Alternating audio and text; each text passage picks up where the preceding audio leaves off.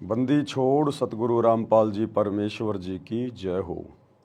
परमपिता परमात्मा सारी सृष्टि के रचनहार, कुल मालिक, असंख्य ब्रह्मांडों के स्वामी, जगत गुरु, तीनों लोकों में प्रवेश करके सबका भरण पोषण करने वाले राजाधिराज, आत्माधार, नाथों के नाथ, देवों के देव महादेव, सर्वेश्वर महेश्वर, मृत्युंजय, अजरो अमर, आदि अनादि, सनातनी प्रभु, जगत पिता जगदीश्वर, श्री श्री 1008 की उपाधि के वास्तविक अधिकारी, अकाल मूर्त शब्द स्वरूपी राम वासुदेव, सर्वगतम ब्रह्म, परम पूज्य, प्रथम पूज्य, परम संत, परम पुरुष, परम धनी, परम दयालु, सत्य कबीर, हक्का कबीर, अल्लाहु अकबर, बाखबर, अल्लाह ताला, जगत के तारणहार, जगत के मुक्तिदाता, जगत के जगन्नाथ, हारे के सहारे, हिंदुओं के राम, मुसलमानों के अल्लाह, सिखों के वाहिगुरु, ईसाइयों के मसीह, दया के सागर दयानिधि, करुणा के सागर करुणानिधि, स्वयंभू परिभू, संकट मोचन, कष्ट हरण, मंगल करण, दुख भंजन, अविगत कबीर, निर्विकार निर्विषम परमात्मा, अलय अलेख सतगुरु, आदि अनादि सतगुरु, असली मर्यादा पुरुषोत्तम, असली राम, असली कृष्ण, असली घनश्याम, असली मुरारी, राजाओं के राजा, महाराजाओं के महाराजा, शहंशाहों के शहंशाह, सम्राटों के सम्राट, भगवानों के भगवान, अल्लाहों के अल्लाह, प्रभुओं के प्रभु, मसीहाओं के मसीह, सच्चे वाहिगुरु, बाबाओं के बाबा, पीरों के पीर, सेठों के सेठ, जगत सेठ, सावड़सा सेठ, सर्वगुण संपन्न, अनंत कोटि कलाओं के स्वामी, अनंत कोटि ब्रह्मांडों के नायक, योगियों में महायोगी, ध्यानियों में महाध्यानी, सिद्धों में परम सिद्ध, ज्ञानियों में तत्व ज्ञानी, ब्रह्म ज्ञानी, महाज्ञानी, परम ज्ञानी, सर्वश्रेष्ठ ज्ञानी, विज्ञानी, युवा कबीर, समृत कबीर, असमवात, अमित ओजा, सच्चे रहनुमा, करीम अल्लाह, सुभान अल्लाह, दुनिया के अंतिम पैगंबर।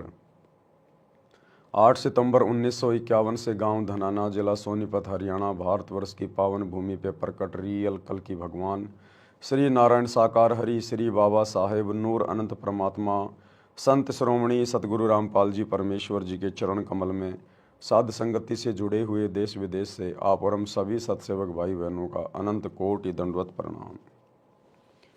सत्साई भाई और बहनों, दया परमपिता परमेश्वर जी की, सारी सृष्टि के मालिक सतगुरु रामपाल जी भगवान की, जिनके शुभ आशीर्वाद से, विशेष आशीर्वाद से आप और हम सभी सत्सेवक भाई बहन साध संगति से जुड़कर अपनी आत्मा के कल्याण हेतु गुरुदेव के तत्व ज्ञान को आधार बनाकर मोक्ष प्राप्ति के लिए दृढ़ता के साथ निरंतर आगे की ओर बढ़ रहे हैं। भाई और बहनों, पूज्य गुरुदेव जी के द्वारा वर्तमान में हिसार जेल में बैठकर अपनी लीला के तहत अपने मिशन को गति देने के लिए जो विशेष संदेश भेजे जा रहे हैं सत्संग के तौर पर, उन विशेष संदेशों के ऊपर निष्कर्ष निकालने की प्रक्रिया जारी है। यानी गुरुदेव ने आप और हमारे लिए उन संदेशों में, उन सत्संगों में क्या भेजा है, हमें गुरुदेव कैसा भगत बनाना चाहते हैं, ये सारी बातें हम उनके मुख कमल से इन संदेशों को सुनकर समझने का प्रयास करेंगे। तो वर्तमान में विशेष संदेश नंबर 10 के ऊपर निष्कर्ष निकालने की प्रक्रिया जारी है।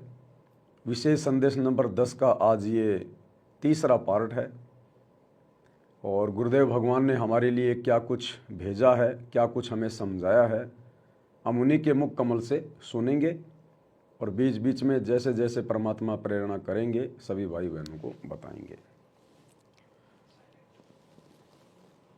कोई भी सत्संग सुनने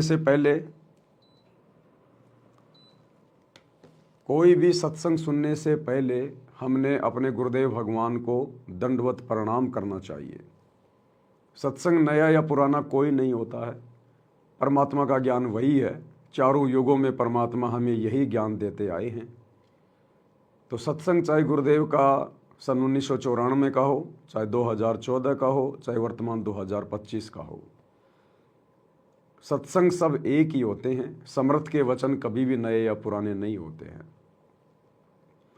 तो जब भी हम गुरुदेव का सत्संग सुनना प्रारंभ करें, शुरू करें, आप यदि सामान्य स्थिति में हैं, अपने घर पर हैं, यदि उन्हें दंडवत प्रणाम कर सकते हैं तो जमीन पर लेटकर दंडवत प्रणाम करें, परमात्मा से सद्बुद्धि की भीख मांगें।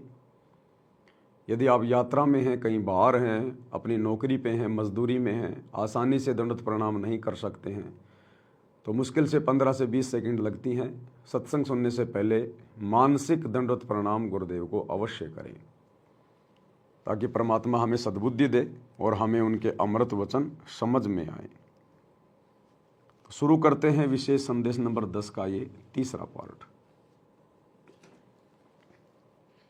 तो अब क्या कहते हैं, समझा है तो सिर दर्पा, मोह नहीं रहा सादा।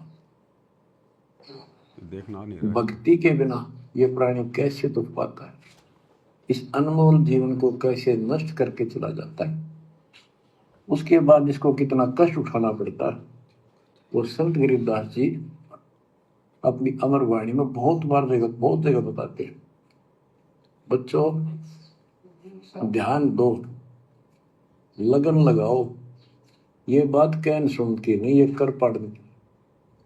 इनको ऐसे हल्के बना लो। देखो दास 27 साल से तो प्रचार कर रहा है, और उससे पहले अपनी भक्ति करता था, प्रचार करता था, नाम दिलाता था अपने गुरु जी से। 1994 से दास को इस भार सौंप दिया। उसके बाद दास ने सिर पर पैर रख रखे आज तक।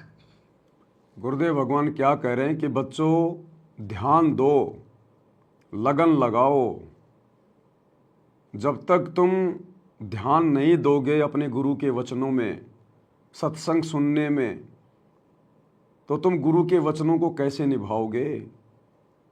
अगर तुम सत्संग ही नहीं सुनोगे, अपने गुरुदेव के मिशन को ही नहीं समझोगे, तो इस मिशन में तुम अपना सहयोग कैसे दोगे? मर्यादा विहीन भक्तों का सहयोग परमात्मा को नहीं चाहिए अपने मिशन में, केवल सत भक्तों का सहयोग चाहिए, जो स्वयं अपने गुरु को परमात्मा मानकर उनके प्रत्येक वचनों में रहते हुए, उनकी प्रत्येक मर्यादाओं का पालन करते हुए मोक्ष प्राप्ति का मकसद मानकर अपनी भक्ति करें। उन्हीं भक्तों की वाणियों का, उन्हीं भक्तों के शब्दों का और उन्हीं भक्तों के द्वारा जो प्रचार प्रसार किया जाएगा, उसी का असर अन्य समाज के ऊपर होगा।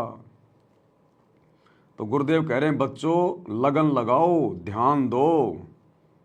और कह रहे हैं देखो ये दास भी पिछले 27 वर्षों से कितनी मेहनत कर रहा है। तो हमने अपने गुरुदेव से भी शिक्षा लेनी है, जो संघर्ष गुरुदेव कर रहे हैं। अरे बेटा जब जवान हो जाता है तो बाप उम्मीद करता है कि बेटा मेरे व्यवसाय में सहयोग करेगा, मेरा वजन कुछ हल्का होगा। तो इसी प्रकार हमारे गुरुदेव का जो व्यवसाय है वो सत्संग है। सतगुरु यहाँ पर भक्ति की खेतीबाड़ी करने आए हैं, और 30 साल से ये अनमोल ज्ञान देकर सतगुरु ने हमें युवा बना दिया, ज्ञान आधारित बना दिया। अब हमने भी इस ज्ञान को आधार बनाकर सर्वप्रथम इस भक्ति को समझकर अपने आत्म कल्याण के प्रति चिंतित होकर और आगे फिर गुरुदेव भगवान का प्रचार प्रसार में सहयोग करना है, इस ज्ञान को फैलाने में सहयोग करना है। और उसी भगत के द्वारा किया गया प्रचार प्रसार इस मिशन में सहयोग माना जाएगा, जो स्वयं अपने गुरु जी की मर्यादाओं में है। अन्यथा परमात्मा कहते हैं कि करनी तज कथनी कथा अज्ञानी दिन रात, कुत्ते ज्यों भोकत फिर सुनी सुनाई बात। और लगन किससे लगानी है? परमात्मा कहते हैं गुरु से लगन कठिन है भाई, लगन लगे बिन काम न सरता, जीव परलय हो जाई, गुरु से लगन कठिन है भाई। लगन हमने अपने गुरुजी से लगानी है। गुरुजी से लगन कब लगेगी? जब हम गुरुजी के सत्संगों को लगन से सुनेंगे, ध्यान से सुनेंगे और मर्यादा में रहेंगे, तो गुरुजी हमें सद्बुद्धि देंगे, हम उनके सत्संगों वाले संकेतों को समझ पाएंगे। अन्यथा सत्संगों को समझे बिना हम गुरुजी को नहीं समझ पाएंगे, और गुरुजी को समझे बिना कि हमारे गुरुजी कौन हैं, मेरे जैसा एक मानुष है, माँ के गर्भ से जन्म लेके आया है, या स्वयं ये पूर्ण ब्रह्म परमेश्वर है जो एक आम व्यक्ति की लीला कर रहा है, भूमिका कर रहा है। उसके बाद हमारी लगन हमारे गुरु में लगेगी। तो गुरुदेव कह रहे हैं कि बच्चों मेरी तरफ देखो, मैं भी 27 साल से मेहनत कर रहा हूँ। 27 साल से मेहनत है। किसके लिए कर रहे हैं गुरुदेव? क्या चाहिए उन्हें? उन्हें तो कुछ नहीं चाहिए इस गंदे लोक से। वे तो स्वयं मोक्ष प्राप्त हैं, वे तो मुक्ति के दाता हैं। फिर वे संघर्ष क्यों कर रहे हैं? संघर्ष तो आप और हमें करना चाहिए। लेकिन निस्वार्थ भाव से परमार्थ के लिए जब गुरुदेव इतना संघर्ष कर रहे हैं तो हमारा तो भक्ति मार्ग पर बहुत बड़ा स्वार्थ है मोक्ष प्राप्ति का। हमने तो इस लालच में बहुत ज़्यादा मेहनत करनी चाहिए। और अब इतना ज्ञान लेने के बाद समाज से उल्टा हटके अपने गुरुदेव के चरणों में दृढ़ हो जाना चाहिए। हमें सामाजिक परंपराओं से दूर हट जाना चाहिए। इन व्यर्थ के रीति रिवाजों से, त्योहारों से, शादी विवाह से हमने बिल्कुल कोसों दूर हो जाना चाहिए। चाहे रिश्तेदार प्रसन्न रहो, चाहे रिश्तेदार नाराज रहो। अब हमारा कार्य उन रिश्तेदारों से नहीं बनेगा, अब हमारा कार्य हमारे गुरुदेव से बनेगा, मर्यादा में रहकर भक्ति करने से बनेगा। तमेव माता च पिता तमेव, तमेव बंधु च सखा तमेव, तमेव विद्या च द्रविणम तमेव, तमेव सर्व मम देव देव। सब कुछ जो हम पहले दुनिया से उम्मीद किया करते थे, आशा लगा के बैठा करते थे, अब वो सारा सुख, सारी वस्तुएं हमें हमारा गुरु देगा। कहते हैं ना, गुरुर ब्रह्मा गुरुर विष्णु गुरुर देवो महेश्वराय, गुरुर साक्षात पार ब्रह्म तस्मै श्री गुरुवे नमः। यानी जो गुण ब्रह्मा जी में है, जो गुण विष्णु जी में है, जो गुण शंकर जी में है, यानी जितना लाभ ये तीनों देवता दे सकते हैं वो सारे गुण अकेले हमारे गुरु जी के अंदर हैं। क्योंकि हमारे गुरु जी स्वयं साक्षात पार ब्रह्म हैं, तस्मै श्री गुरुवे नमः। इसलिए हमने किसी से भी उम्मीद नहीं करनी, किसी से भी आशा नहीं करनी। देखो भाई और बहनों, परमात्मा कहते हैं कि ये जीवात्मा ये मोटी मोटी मर्यादाओं को तो बहुत जल्दी समझ लेता है, लेकिन सूक्ष्म मर्यादाएं समझना बड़ा कठिन काम है। और सूक्ष्म मर्यादा समझे बिना बात बनेगी नहीं। आज इस भक्ति में आने के बाद अगर आपसे कोई कहे कि भैया चलो श्री ब्रह्मा विष्णु महेश जी से कुछ मांगते हैं, कुछ डिमांड करते हैं, क्या आप सतगुरु रामपाल जी के भगत तत्व ज्ञान सुनने के बाद ब्रह्मा विष्णु महेश से कोई भी भीख मांगोगे? कोई भी उम्मीद करोगे? कोई सुखों की उम्मीद करोगे? संतान प्राप्ति की उम्मीद करोगे? धन प्राप्ति की उम्मीद करोगे? आप कहोगे जी हम तो शोपन में भी नहीं कर सकते ब्रह्मा विष्णु महेश से, हम तो हमारे गुरु जी से करेंगे। फिर तुम उसी गुरु के भगत होकर संसार से डिमांड क्यों कर रहे हो? तुम अपने सांसारिक रिश्तेदारों से, यार दोस्तों से, गांव वालों से, मित्रों से उम्मीद लगा के क्यों बैठे हो? तुम्हारे ऊपर जब भी कोई थोड़ी सी आपत्ति आती है तुम तुरंत हाथ फैला देते हो रिश्तेदारों के आगे कि भाई साहब 15-20 हज़ार रुपये उधार देना। अपने मित्रों के आगे हाथ फैला देते हो, भाई साहब वो फला फला वस्तु की जरूरत है जरा देना। अरे तुमने उन भगवानों से मांगना छोड़ दिया, लेकिन भगवानों के पुजारियों से मांगना नहीं छोड़ा भी। तो क्या छोड़ा फिर तुमने जिन भगवानों से उम्मीद लगानी छोड़ दी, उन भगवानों के आगे हाथ फैलाने छोड़ दिए, ब्रह्मा विष्णु महेश के आगे, देवी देवताओं के आगे और उनके पुजारियों के आगे, जगत वालों के आगे अब भी तुम हाथ फैला रहे हो। तो चाहे उन भगवानों से मांग लो, चाहे उनके पुजारियों से मांग लो, बात एक ही है। तो आपने क्या छोड़ा फिर? आप तो उन्हीं भगवानों की भक्ति में हो। केवल जुबान से कह रहे हो कि हमारा ब्रह्मा विष्णु महेश से कोई मतलब नहीं है, और उनके पुजारियों से रात दिन तुम्हारा मतलब रहता है। तो हमने क्या छोड़ा? कुछ भी नहीं छोड़ा।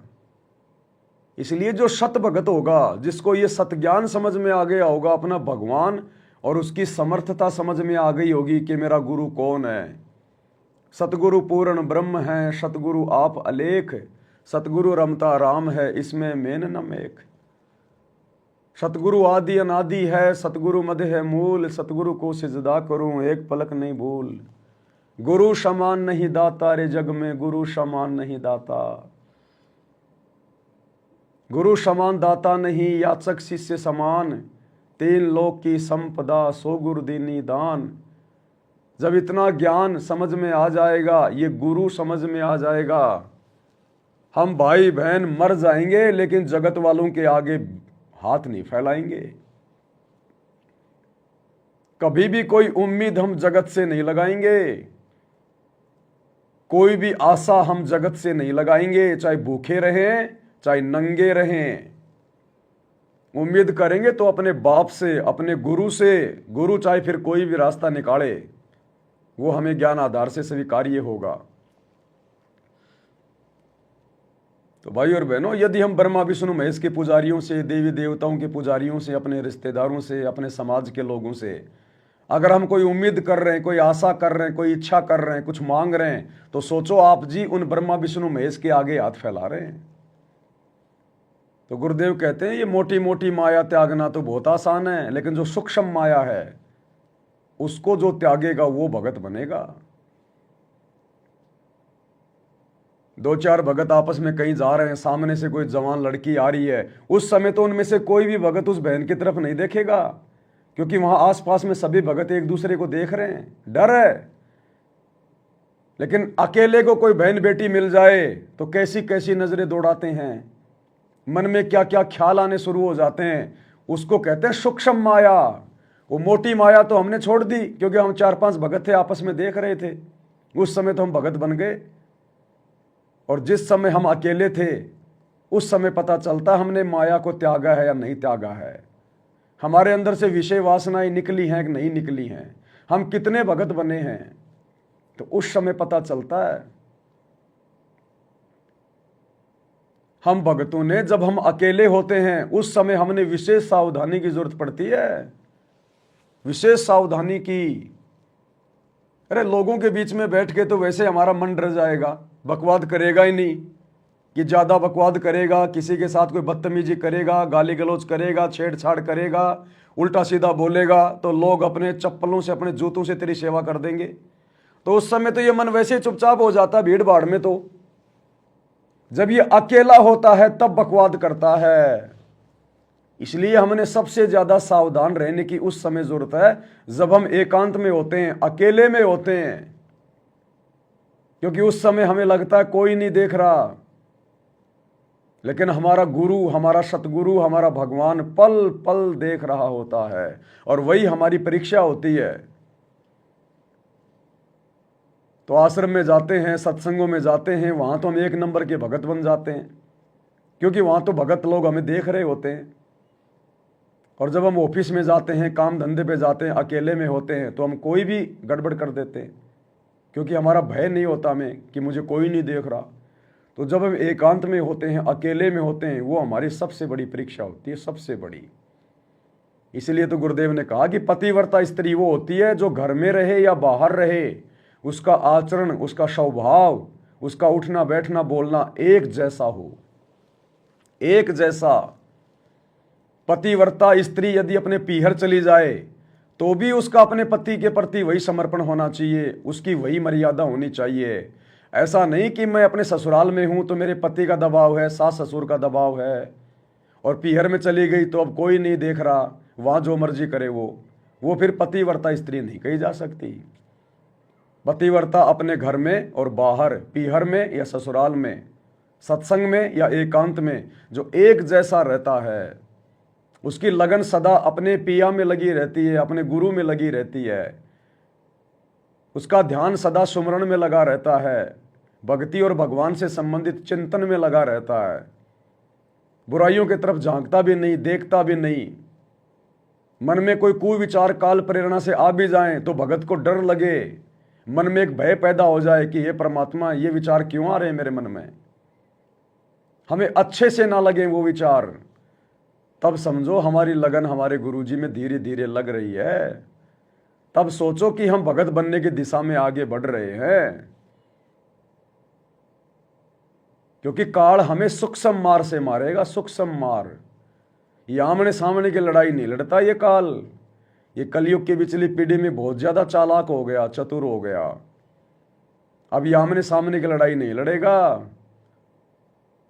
अब ये सूक्ष्म लड़ाई लड़ेगा, सूक्ष्म तरीके से हमारे को फंसाने का प्रयास करेगा। और काल के सूक्ष्म चाल को वही समझ सकता है जिसके ऊपर गुरुदेव भगवान के सूक्ष्म ज्ञान को समझने की दया दृष्टि हो गई। और ये सूक्ष्म ज्ञान की दया दृष्टि परमात्मा उसी पे बख्शेंगे जो तीनों समय की आरती को गुरु को परमात्मा मानकर और अपने हाथ में भक्ति बोध पुस्तक लेकर उसका पाठ करेगा। और फिर जब वो पेज नंबर 30 को पढ़ेगा या 31 को पढ़ेगा। अथ सर्व लक्षणा ग्रंथ, गरीब उत्तम कुल करतार दो, द्वादश भूषण संग, रूप द्रव्य दो, दया करो ज्ञान भजन सत्संग, शील संतोष विवेक दो, दया अक्षमा एक तार, भाव भक्ति वैराग्य दो, नाम निरालम सार, योग युक्ति स्वास्थ्य जगदीश दो, सूक्ष्म ध्यान दयाल, सूक्ष्म ध्यान दयाल। तब परमात्मा हमारे को सूक्ष्म ज्ञान और सूक्ष्म ध्यान देंगे, तब हम इस काल की सूक्ष्म चाल को समझने में सक्षम होंगे। मोबाइल में मेमोरी कार्ड डाल लिया, आरतियां भर ली, खा रहे हैं पी रहे हैं, लैट्रीन जा रहे हैं, बच्चों को स्कूल छोड़ने जा रहे हैं, खुद ऑफिस में जा रहा है आ रहा है, घर का काम धंधा कर रहे हैं, आरती भी लगा के छोड़ दी, कब आरती हो गई पता नहीं। इस प्रकार से भगवान नहीं देगा ये सूक्ष्म ज्ञान सूक्ष्म ध्यान, और ना परमात्मा विशेष परिस्थितियों में फिर हमारी रक्षा करेगा। एक समय एक भगत जी घर के हौद से पानी भर रहा था, तो पानी भरते समय जब वो नीचे झुका टंकी में से पानी लेते समय, उस समय उसकी जेब में मोबाइल था और सुबह का नित्य नियम चल रहा था, और जब वो नीचे हुआ तो वो मोबाइल उस पानी में गिर गया, टैंक में गिर गया। अब भगत ने जल्दबाजी करी, 5-7 मिनट लगे, उसने मोबाइल निकाल लिया, और जैसे मोबाइल निकला तो उसमें नित्य नियम चल रहा था। भगत ने दूसरे भक्तों को फोन करना शुरू कर दिया, अरे भगत जी चमत्कार हो गया, चमत्कार हो गया। दूसरा भगत आ गया कि उसी समय, अरे भगत जी चमत्कार हो गया, बंदी छोड़ने चमत्कार कर दिया। क्या चमत्कार कर दिया भाई? अरे भगत जी मेरा मोबाइल टैंक में गिर गया था, 5 मिनट तक गिरा रहा, नित्य नियम चल रहा था, और जब मैंने निकाला तब भी नित्य नियम चल रहा था। तो भगत ने कहा इसमें चमत्कार की क्या बात है भाई? इसमें चमत्कार क्या हो गया? नित्य नियम कौन कर रहा था? बोले मोबाइल में चल रहा था, इसलिए भगवान ने मोबाइल को बचाया, क्योंकि नित्य नियम मोबाइल कर रहा था, इसलिए 5 मिनट पानी में रहने के बाद भी नित्य नियम बंद नहीं हुआ, उसकी श्वासें नहीं टूटी, मोबाइल खराब नहीं हुआ। अरे भगत जी तू 5 मिनट इस पानी के टैंकर में रह के दिखा दे डूब के, अगर तू बच जाएगा तो मान जाएंगे कि तू पक्का भगत है, तेरे ऊपर गुरुजी की दया है। बोले भगत जी मैं समझा नहीं। बोले भैया जो भक्ति करेगा भगवान उसको बचाएगा। तो भक्ति तो तुम्हारा मोबाइल करता है बेचारा, तीनों समय की आरती मोबाइल करता है, मंत्र जाप तुम्हारा मोबाइल करता है, तो भगवान ने मोबाइल को बचा लिया। अगर तू भक्ति कर रहा है तो 5 मिनट देके तू पानी के टैंकर में रह के दिखा दे अंदर, तू बचता है कि नहीं बचता है। तो भगवान उसको बचाएगा जो भक्ति करेगा। तो भक्ति तो भैया फिलहाल भक्तों के घरों में मोबाइल कर रहे हैं। वो भक्ति बोध पुस्तक तो गुरुजी ने खाली दरबार में जाके रखने के लिए दी थी, उसका पाठ करने के लिए थोड़ी दी थी। अरे उस भक्ति बोध को खोलने से पहले जो ऊपर का जो कवर है और नीचे जहां पर भक्ति बोध की रेट लिखी हुई है, मूल्य, उस मूल्य के आगे क्या लिखा है गुरुदेव ने पढ़ लेना कभी समय मिले तो, क्योंकि आप बड़े बिजी लोग हो, सतलोक आश्रमों से जुड़े हुए भाई बहन बहुत ज़्यादा बिजी रहते हो, क्योंकि आपकी तो समाज के लोगों से संपर्क हैं, आप लोगों की यारी दोस्ती रिश्तेदारियां हैं, फिर आप लोगों ने राजनीति में राजनेताओं की भी रैलियों में जाना होता है, उनका प्रचार करना होता है, समाज के लोगों से आपकी यार दोस्ती होती है। कब आप लोग गुंडों की सीबीआई जांच करने चले जाओ, कब आप किसी के आरक्षण में चले जाओ, कब आप दुनिया की धर्मशाला बनवाने चले जाओ, आप लोगों के पास समय नहीं होता, इसलिए आप देख नहीं पाते कि नित्य नियम के मूल्य की जगह गुरुदेव ने क्या लिखा है। मूल्य के आगे लिखा है नित्य नियम पाठ, यानी नाम दीक्षा के बाद गुरुदेव ने हमें जो नित्य नियम की पुस्तिका दी वो किस लिए दी, उसके मूल्य की जगह लिखा है नित्य नियम पाठ, कि बच्चों ये पुस्तक मैं तुम्हें फ्री दे रहा हूं, इसका कोई चार्ज नहीं ले रहा। यदि तुम मेरे से उपदेश लेने के बाद प्रतिदिन इस पुस्तक को हाथ में लेके तीनों समय की आरतियों का पाठ करते रहोगे तो समझो आप अपने गुरुदेव के द्वारा दी गई मुफ्त में इस पुस्तक का मूल्य चुका रहे हो।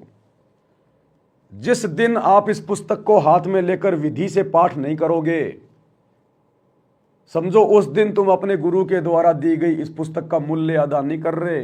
तुम अपने साथ भी धोखा कर रहे हो और अपने गुरु के साथ भी धोखा कर रहे हो। अरे ठीक है, जो भगत भाई बहन बूढ़े हैं, अनपढ़ हैं, अंधे हैं, बीमार हैं, अरे उनके लिए गुरुदेव ने ये मोबाइल में आरती डाली है, क्योंकि वो भक्ति बोध नहीं पढ़ सकते, उनको पढ़ना लिखना नहीं आता, उनकी आंखें सही नहीं है, दिखाई नहीं देता, वो बेचारा बीमार है। ये विशेष परिस्थितियों में उन भगत भाई बहनों के लिए हैं।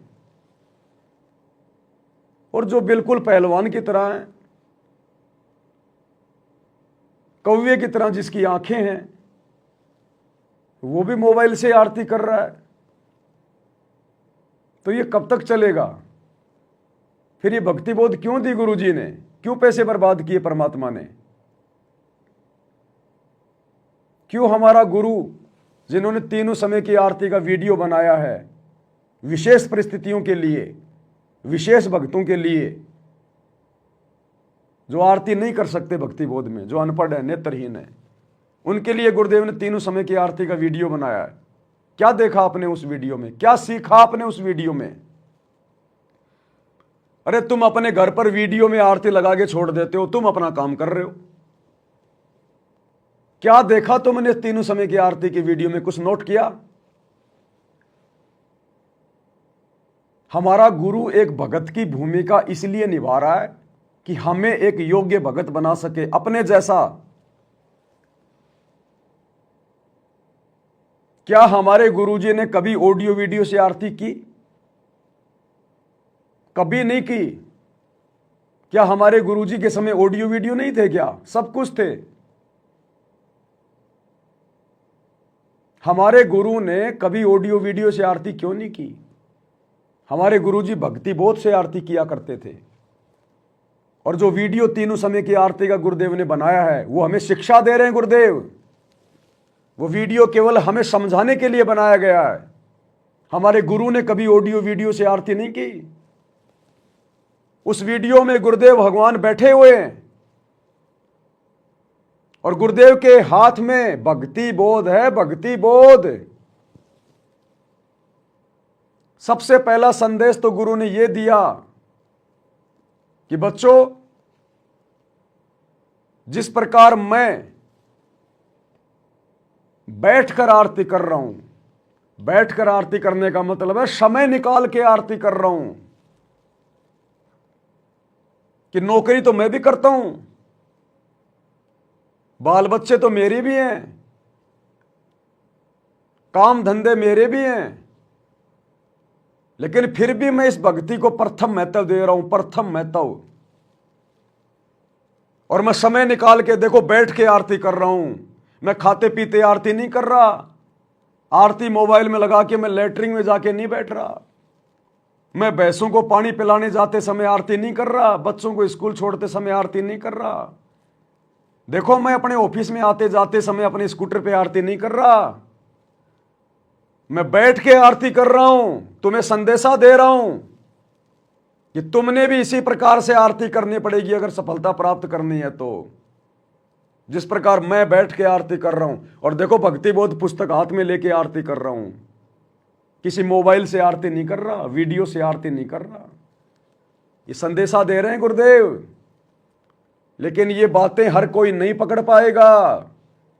सब सुमरे अपने अनुमाना तो गति लखी न जाए, कहे कबीर कृपया कर जन पर ज्यों की त्यों समझाए। कब तक हम संसार को भक्ति से ज्यादा महत्व देंगे? क्या सारी जिंदगी इसी प्रकार से व्यस्त रहेंगे, भागदौड़ में रहेंगे? इस भागदौड़ में तो भैया कभी भी तुम सतलोक को प्राप्त नहीं कर पाओगे। तुम्हारी इच्छा, तुम्हारी चाहत तो मिट ही नहीं रही। तुम तो भक्ति से ज्यादा अपने सांसारिक कार्यों को महत्व दे रहे हो। फिर हमारे में और उस नकली बाबा में क्या अंतर रह गया जो गुरुदेव ने हमें बताया कि पहले लोग जंगल में साधना करने जाते थे, कभी उनकी इच्छा होती छाछ राबड़ी दूध पीने की तो गांव में आ जाते। एक संत आ गया एक गांव में, एक माई के घर पे गया, अलख जगाया। माई बोली महाराज जी आदेश करो। बोले माई मुझे छा पीनी है, छाछ छा। बैठो महाराज बैठो बैठो, अभी 10-20 मिनट में छाछ तैयार कर देती हूं। माई लगी दही को मथने फटाफट। महाराज ने सोचा मैं चलो इतनी देर अपना भजन कर लेता हूं। उसने अपना ध्यान लगाया, उसकी सुरती लग गई, ध्यान लग गया। अब ध्यान भैया 2 साल में टूटे, 10 साल में टूटे। माई ने छाछ तैयार करी, महाराज जी को आवाज लगाई, महाराज जी का तो ध्यान लग गया।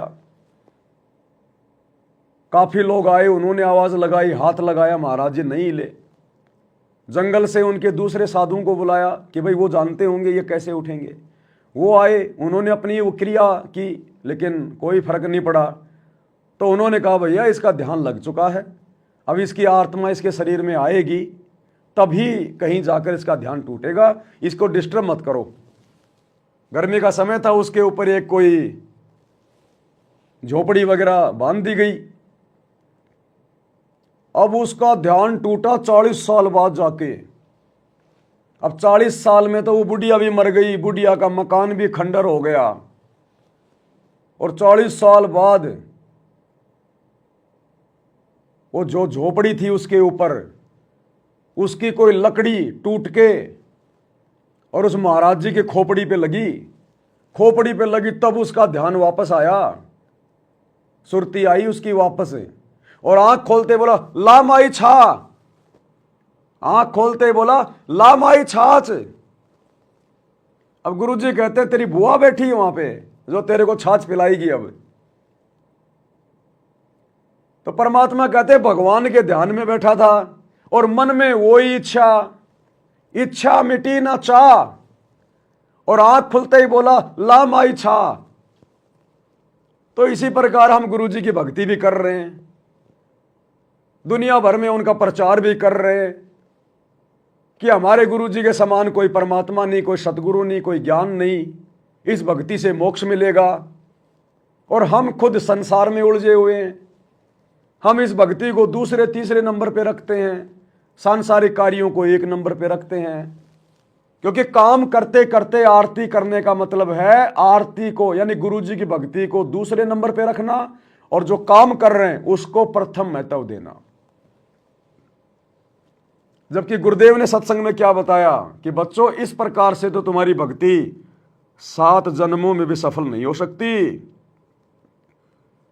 अगर तुमने भक्ति सफल करनी है तो भैया 80% समय आपने परमात्मा की भक्ति को देना होगा, 80%, और 20% केवल सांसारिक कार्यों को, अपनी रोजी रोटी के धंधे को, केवल 20%। जबकि वर्तमान में तो इसका उल्टा हो रहा है। भगत 20% भी भक्ति को समय नहीं दे रहे, 20% भी, और 80% से ऊपर अपने काम धंधे की चिंता है। जबकि हमने तो इसका बिल्कुल उल्टा करना है। तो उल्टा करने में भैया हमने संसार से उल्टा हटना पड़ेगा। हमने ये ओवर टाइम करना छोड़ना पड़ेगा। आप लोग ज्यादा धन क्यों कमा रहे हैं? आप ज्यादा भागदौड़ क्यों कर रहे हैं? गधे और बैल कितना क्यों कमा रहे हैं? क्योंकि अभी आप अपने गुरुजी पर पूर्णतया विश्वास नहीं कर रहे। आप गुरुजी के ज्ञान को पूरा नहीं समझे। अन्यथा आपको इस धन की आवश्यकता क्या?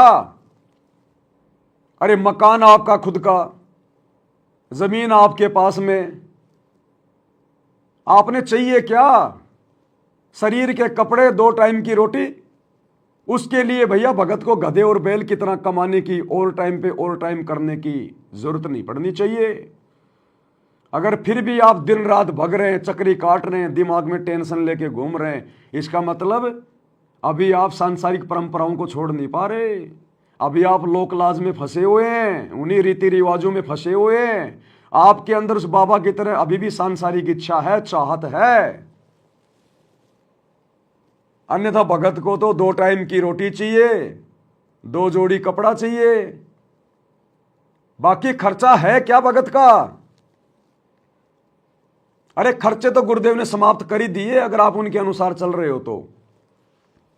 शादी विवाह में जाना हमारा बंद हो गया। फालतू में यारी दोस्ती रिश्तेदारी में चक्कर काटते थे, वो हमारा बंद हो गया। जितने भी त्योहार हैं वो हम नहीं मनाते। बड़ी बड़ी स्कूलों में अपने बच्चों को नहीं पढ़ाते। दुनिया भर का दिखावा हम नहीं करते। बड़ा मकान बनाने की, मार्बल चिप्स लगाने की चाहत हमारे अंदर नहीं है। घूमने फिरने मनोरंजन के लिए, पिकनिक के लिए हम नहीं जाते। नशा किसी प्रकार का हम नहीं करते। चोरी जारी जुआ हम नहीं खेलते। तो भैया आपका खर्चा है क्या? केवल रोटी का, शरीर के कपड़े का, और अगर कोई किराए के मकान में रहता है तो मकान का किराया। इससे ज्यादा खर्चा आपका है क्या, बता दीजिएगा। फिर भी आपकी गाड़ी का टायर रुक ही नहीं रहा, 24 घंटे भाग रहे हो। इसका मतलब अभी आप गुरुजी के अनुसार नहीं चल रहे। अभी आप सांसारिकता में रमे हुए हैं। अभी आप लोकलाज में हैं। तभी तो आपकी इच्छाएं समाप्त नहीं हो रही, आपकी चाहत समाप्त नहीं हो रही, आपके खर्चे रुकने का नाम नहीं ले रहे। तो भक्ति कैसे बनेगी? आप 80% भक्ति कैसे करोगे? 80% समय आप भक्ति को कैसे दोगे? इस प्रकार तो नहीं दोगे। और अगर इस प्रकार से हमने नहीं किया जो फॉर्मूला गुरुदेव ने बताया कि 80% समय परमात्मा को यानी भक्ति को और 20% समय केवल रोजी रोटी को, तब जाके हमारी बात बनेगी। ये सतगुरु वचन है। साध वचन पलटे नहीं, पलट जाए ब्रह्मांड। एक एक वचन को फॉलो करना पड़ेगा अगर सफलता प्राप्त करनी है तो इस मोक्ष मार्ग पर। तो क्या कह रहे हैं गुरुदेव और हम क्या कर रहे हैं, अपना अवलोकन कर लो। भगवान उसी समय मिलेगा जब माया के पीछे हम कम भागेंगे। अब हम 90% समय माया जोड़ने में लाते हैं और 10% समय हम वैसे बर्बाद किया करते थे। अब शुरुआत जब होती है आप जी की, आपका 10% समय ही मालिक के चरणों में प्रारंभ होता है। फिर धीरे धीरे आपको ज्ञान चला जाता है, फिर 50-50 हो जाता है। और कुछ दिनों में जब परमात्मा की कृपा होती चली जाएगी, आपको ज्ञान हो जाएगा, फिर तो 80-20 हो जाएगा। और 80-20 होने पर ही हम सतलोक जा सकेंगे, क्योंकि 20% तो यहाँ संसारिक कार्य मालिक ने अलाउड कर ही रखे हैं, इसमें करना ही पड़ेगा। इल्ले से रजक होता है, यानी परमात्मा की मदद फिर करता है कोई कारण बना के। तो गुरुदेव भगवान ने बिल्कुल क्लियर कर दिया, स्पष्ट कर दिया कि जब तक हम अपने 24 घंटे में 80% समय परमात्मा को नहीं देंगे, 80% समय भगवान की भक्ति में नहीं लगाएंगे, सेवा में नहीं लगाएंगे, सत्संग करने में, सुमरण में नहीं लगाएंगे, तो हम मोक्ष प्राप्त नहीं कर सकते। ये किसका वचन है? सतगुरु का। और ये वचन फैल नहीं हो सकता। साधु वचन पलटे नहीं, चाहे पलट जाए ब्रह्मांड। साधु बोले सहज स्वभाव, साधु का बोलिया मिथ्या न जाए। हमने इस स्थिति में आना पड़ेगा जिस स्थिति में साध संगति से जुड़े हुए भाई बहन आ चुके हैं। हम राजनेताओं की रैलियों में धक्के खा के अपना समय बर्बाद नहीं करते, वो समय हम भक्ति में लगाते हैं। हम गुंडों की सीबीआई जांच के समर्थन में उनकी रैलियों में, धरनों में जाके अपना समय बर्बाद नहीं करते, वो समय हम भक्ति में लगाते हैं। हम दुनिया भर के आश्रमों पे आश्रम बनाने में, दुनिया भर के आश्रमों में हॉस्पिटल बनाने में, दुनिया भर के लोगों के लिए स्टेडियम बनाने में, जाटों की धर्मशाला बनाने में हम अपना अनमोल समासें और समय बर्बाद नहीं करते। हम परमात्मा की भक्ति में लगाते हैं वो समय। हम इन फर्जी आश्रमों में जा जाके अपने गुरुजी की गैर हाजिरी में वहाँ पर सेल्फियाँ लेने के लिए नहीं जाते। हम लड्डू जलेबी बर्फी के चक्कर में नहीं भटकते किसी आश्रम में। हम टाइम पास के लिए, मनोरंजन के लिए, घूमने के लिए आश्रमों में नहीं जाते। जुलाहों का कुआं देखने के लिए, प्रदर्शनियाँ देखने के लिए, कबीर जी का झोपड़ा देखने के लिए, मिट्टी के गाय और बैल देखने के लिए, रंगोलियाँ देखने के लिए, आश्रमों की सजावट देखने के लिए, हम ये पाखंड करने के लिए नहीं जाते। वो समय हम परमात्मा की भक्ति में लगाते हैं। तो 80% समय तब कहीं जाकर मोक्ष की उम्मीद करना ये बच्चों का खेल नहीं है। इसलिए गुरुदेव कह रहे हैं बच्चों ध्यान दो, लगन लगाओ, अपने गुरु को देख के चलो, अन्यथा ये रह जाएंगे, बात बनेगी नहीं। दुनिया के सामने तुम कितने बड़े भगत बन लो, ये दुनिया तुम्हारा उद्धार नहीं करेगी। अरे अपने गुरु को बन के दिखाओ भगत, जैसा तुम्हारा गुरु चाहता है भगत बनाना, वैसा अपने गुरु को बन के दिखाओ, गुरु से बात बनेगी। आपने होमवर्क कर लिया और अपने पड़ोसियों को दिखा रहे हो, चेक कर रहे हो, वो पड़ोसियों को होमवर्क दिखाने से बात नहीं बनेगी। वो तो जिस टीचर ने तुझे होमवर्क दिया है उस टीचर को जाके दिखा कि जी मैंने होमवर्क कंप्लीट कर लिया आज का। मार्क्स तो, नंबर तो वो टीचर देगा, पड़ोसी नहीं दे सकता। पड़ोसी अगर उस पर लिख देगा 10 में से 10 नंबर तो भी वो मान्य नहीं है, क्योंकि वो पड़ोसी अधिकारी नहीं है, वो भक्ति हमें पड़ोसी ने नहीं दी है। तो इसी प्रकार जब हमारा गुरु देख लेगा कि जैसे मैंने इसको सत्संग में आदेश दिया उस प्रकार से ये लगन लगाकर ध्यान देकर 80% समय भक्ति को दे रहा है, तब जाके बात बनेगी।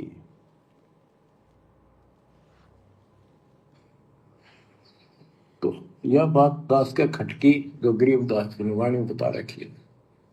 साहिब से चितला ले रे मन गर्भ गुमानी, ए मन अहंकारी तू परमात्मा में ध्यान लगा, परमात्मा की याद कर। कहते ना भी कमल में नीर जमाया, तेरा दिन ना महल बनाए, नीचे जठरा अग्नि जरा थी ओ दिन याद कराए। नैन नाक मुख द्वारा दे नख सिख साज बनाया, नख नाखून से लेकर शिखर तक, चोटी तक का आपका सारा नैन नाक मुख ये सब दे ही सुंदर, नाखूनों से लेकर शिखा चोटी तक का आपकी सारी व्यवस्था कितनी प्यारी कर रखी है। 9-10 मास गर्भ में रखा, वहां तेरी करी सहाय, दांत नहीं जब दूध दिया था अमी महारस खाए, नीचे शीश चरण ऊपर को ओ दिन याद कराए, नीचे जठरा अग्नि जरा थी तेरे लगी न ताती पाए। बाहर आया भरम बुलाया बाजे तूर सुनाए, तू ही तय छोड़ दिया चला आदम किस राय। के माँ के पेट में तुझे सब जानकारी थी और डर था और सब यादाश्त थी कि मनुष्य जीवन बार बार नहीं मिलता, और पूरे संत से दीक्षा लेकर अपना कल्याण कराऊंगा, कोई किसी का नहीं। बाहर जाकर भूल पड़ जाती है, कहीं याद रखूंगा, पूरा संत खोज करूंगा, पूरे गुरु से नाम लूंगा, बुराई नहीं करूंगा, काम करूंगा, लेकिन भगवान का ध्यान ज्यादा करूंगा। और अब क्या कर दिया, माँ के गर्भ में तो रो रहे थे, चिल्ला रहे थे, भगवान से माफी मांग रहे थे, एग्रीमेंट कर रहे थे इसी परमात्मा से, सतगुरु रामपाल जी भगवान से। यही है वो परमात्मा जो माँ के गर्भ में हमारे पास जाता हमारी पुकार सुनकर, और हम फिर उनके साथ में एग्रीमेंट करते हैं कि ये परमात्मा मुझे एक बार इस नरक कुंड से बाहर निकाल दो, मैं बहुत पीड़ा भोग रहा हूँ। क्योंकि 9 महीने ऊपर को पैर नीचे को सिर, अगर हमें 10 मिनट के लिए वर्तमान में कोई बोरी में पैक करके और किसी पेड़ से बांध दे, ऊपर को पैर करके नीचे को सिर करके, और ऊपर से मारे लठ, उस बोरी में हमें यह भी नहीं पता कौन मार रहा है, कहाँ से मार रहा है, कहाँ लग रही है। तो बच्चा जब माँ के गर्भ में रहता है 9 महीने ऊपर को पैर नीचे को सिर घूमता रहता है, और माँ जैसा भी भोजन खाती है उस बच्चे को मच्छर की तरह जैसे बिच्छू डंक मारता है, ऐसे वो खुजली मिटाने के लिए वो बच्चा घूमता है, वो तड़पता है। अन्यथा गुरुदेव ने बताया उस बच्चे के कोई बैरिंग नहीं लग रहे, जो अपनी मर्जी से घूम रहा है, उसको पीड़ा हो रही है। तो सेम वही स्थिति, हमें कोई बोरी में पैक करके नीचे मुंह करके ऊपर पैर करके पेड़ से बांध दे, और हमें कुछ दिखाई नहीं दे रहा, और 2-4 आदमी खड़े होकर हमारे को मार रहे हैं लठों से, कोई कहीं मार रहा है, चाहे मुंह पे लगो, चाहे नाक पे लगो, चाहे पैर पे लगो।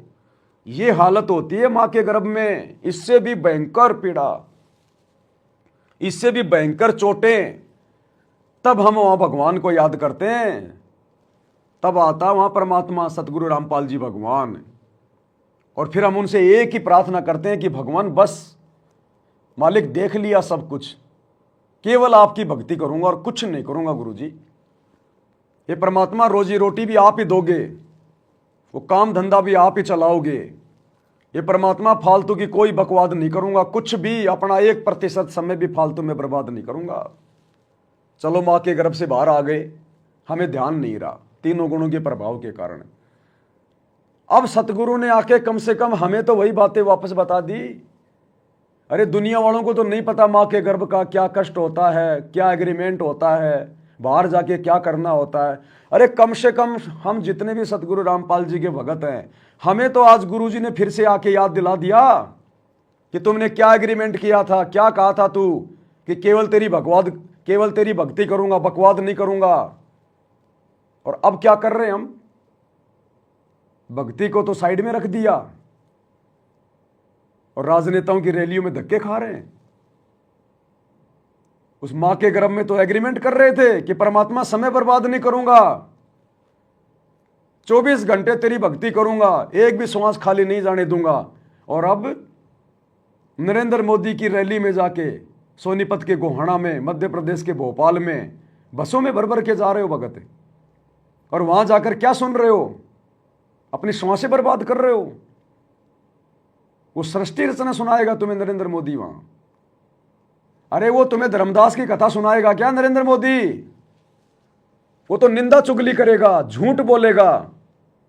कांग्रेस ने ये कर दिया, राहुल गांधी ने ये कर दिया, फलाने ने ये कर दिया, मैं ये कर दूंगा। झूठ के पुल बांधेगा, झूठे आश्वासन देगा। वो झूठ सुनने गए तुम? मां के गर्भ में क्या था? इसलिए गुरुदेव कह रहे हैं कि मां के गर्भ में तो तू रोवे था कि कोई बकवाद नहीं करूंगा, और अब बाहर आते तो बकवाद करने लग गया। और वो भी भगत होकर, सारा ज्ञान लेकर। गुंडों की सीबीआई जांच में जाके बैठ रहा है। मां के गर्भ में तो रो रहा था, चिल्ला रहा था, और यहां अब मजे से गैंगस्टरों का समर्थन कर रहा है, गुंडों का समर्थन कर रहा है, उनके रैलियों में जाके बैठ रहा है, 5-5 लाख रुपए दे रहा चंदे में उनको। अब की बार सुअर के गर्भ में पटकेगा परमात्मा, सुअर के गर्भ में। और फिर तू रोते रहना, चिल्लाते रहना, फिर सुअर के गर्भ में नहीं आता है परमात्मा। ये केवल स्त्री के गर्भ में आता है प्रार्थना सुनने के लिए। ऐसे बकवादी भक्तों को फिर ये परमात्मा जो गधी के गर्भ में डालेगा, शूरी के गर्भ में डालेगा, कुतिया के गर्भ में डालेगा। और वहां तू रोना, फिर चिल्लाना, वहां फिर ये कुछ नहीं सुनेगा। फिर उस हाथी के जैसी बनेगी, जैसे कुंजर शीस हलंत है, अगला जन्म सूजंत, और इब कह हेले नर करे तो सेऊं पूरे संत। गुरुदेव कहते हैं एकमात्र हाथी 84 लाख योनियों में ऐसा जीव है जिसको अपना अगला जन्म दिखाई दे जाता है। और कई बार हाथी अकेला होता है, यूं सिर को धुमता रहता है, यूं वो शोक में नहीं धुमता। उस समय उसको अपना अगला जन्म दिखाई दे रहा है कि तू सूअर बनेगा, या तू भेड़िया बनेगा, या तू कुत्ता बनेगा, और कैसे कैसे तेरी दुर्गति होगी। फिर वो याद करता अपने उन पिछले दिनों को, जो असंख्य जन्म उसने बर्बाद कर दिए, जो उसको स्त्री या पुरुष के मिले थे। फिर परमात्मा कहते हैं जैसे हाथी सिर धुनत है, कुंजर यानी हाथी, जैसे कुंजर शीस धुनत है, अगला जन्म सूजंत, वो अगला जन्म दिखाई दे रहा है। और मालिक से प्रार्थना करता है इब कह हेले नर मिले, ये परमात्मा यदि फिर कभी मेरे को मनुष्य जन्म मिला तो सेऊं पूरे संत। तो भगवान कोई बकवाद नहीं करूंगा, ये परमात्मा उस पूरे गुरु के अनुसार भक्ति करूंगा, अपना एक श्वास भी व्यर्थ में बर्बाद नहीं करूंगा, अपना 1 सेकंड का समय भी बकवादों में नहीं बर्बाद करूंगा। और अब राजनेताओं की रैलियों में धक्के खा रहे हैं हम, दुनिया भर के स्टेडियम बना रहे हैं, दुनिया वालों का भी समय बर्बाद कर रहे हैं, बैडमिंटन के स्टेडियम बनवा रहे हैं। हॉस्पिटलें बनवा रहे हैं। बीमारी से मरना है क्या? डर है क्या तुम्हें? भक्ति करते करते बीमारी से मरने का डर है क्या? फिर क्यों भक्ति कर रहे हो? क्या दुनिया भर में हॉस्पिटलों की कमी है क्या? गुंडों की सीबीआई जांच, आरक्षण चाहिए तुम्हें यहां? मां के पेट में नहीं चाहिए तेरे को आरक्षण? अरे उस समय और ले लेता कि भगवान 9 महीने में क्या होता है, 2-4 साल तो रखो मेरे को, थोड़ा सा तो आरक्षण दो। अरे भगवान 2-4% आरक्षण दो, मेरे को तो आनंद आ रहा है मां के पेट में, काल के दूतों के मुकदर खाने में, ये पीड़ाएं सहन करने में। वो मां के पेट में मांगता तो आरक्षण 2-4-5% कि और रहने दो अभी मेरे को 2-4-5 साल।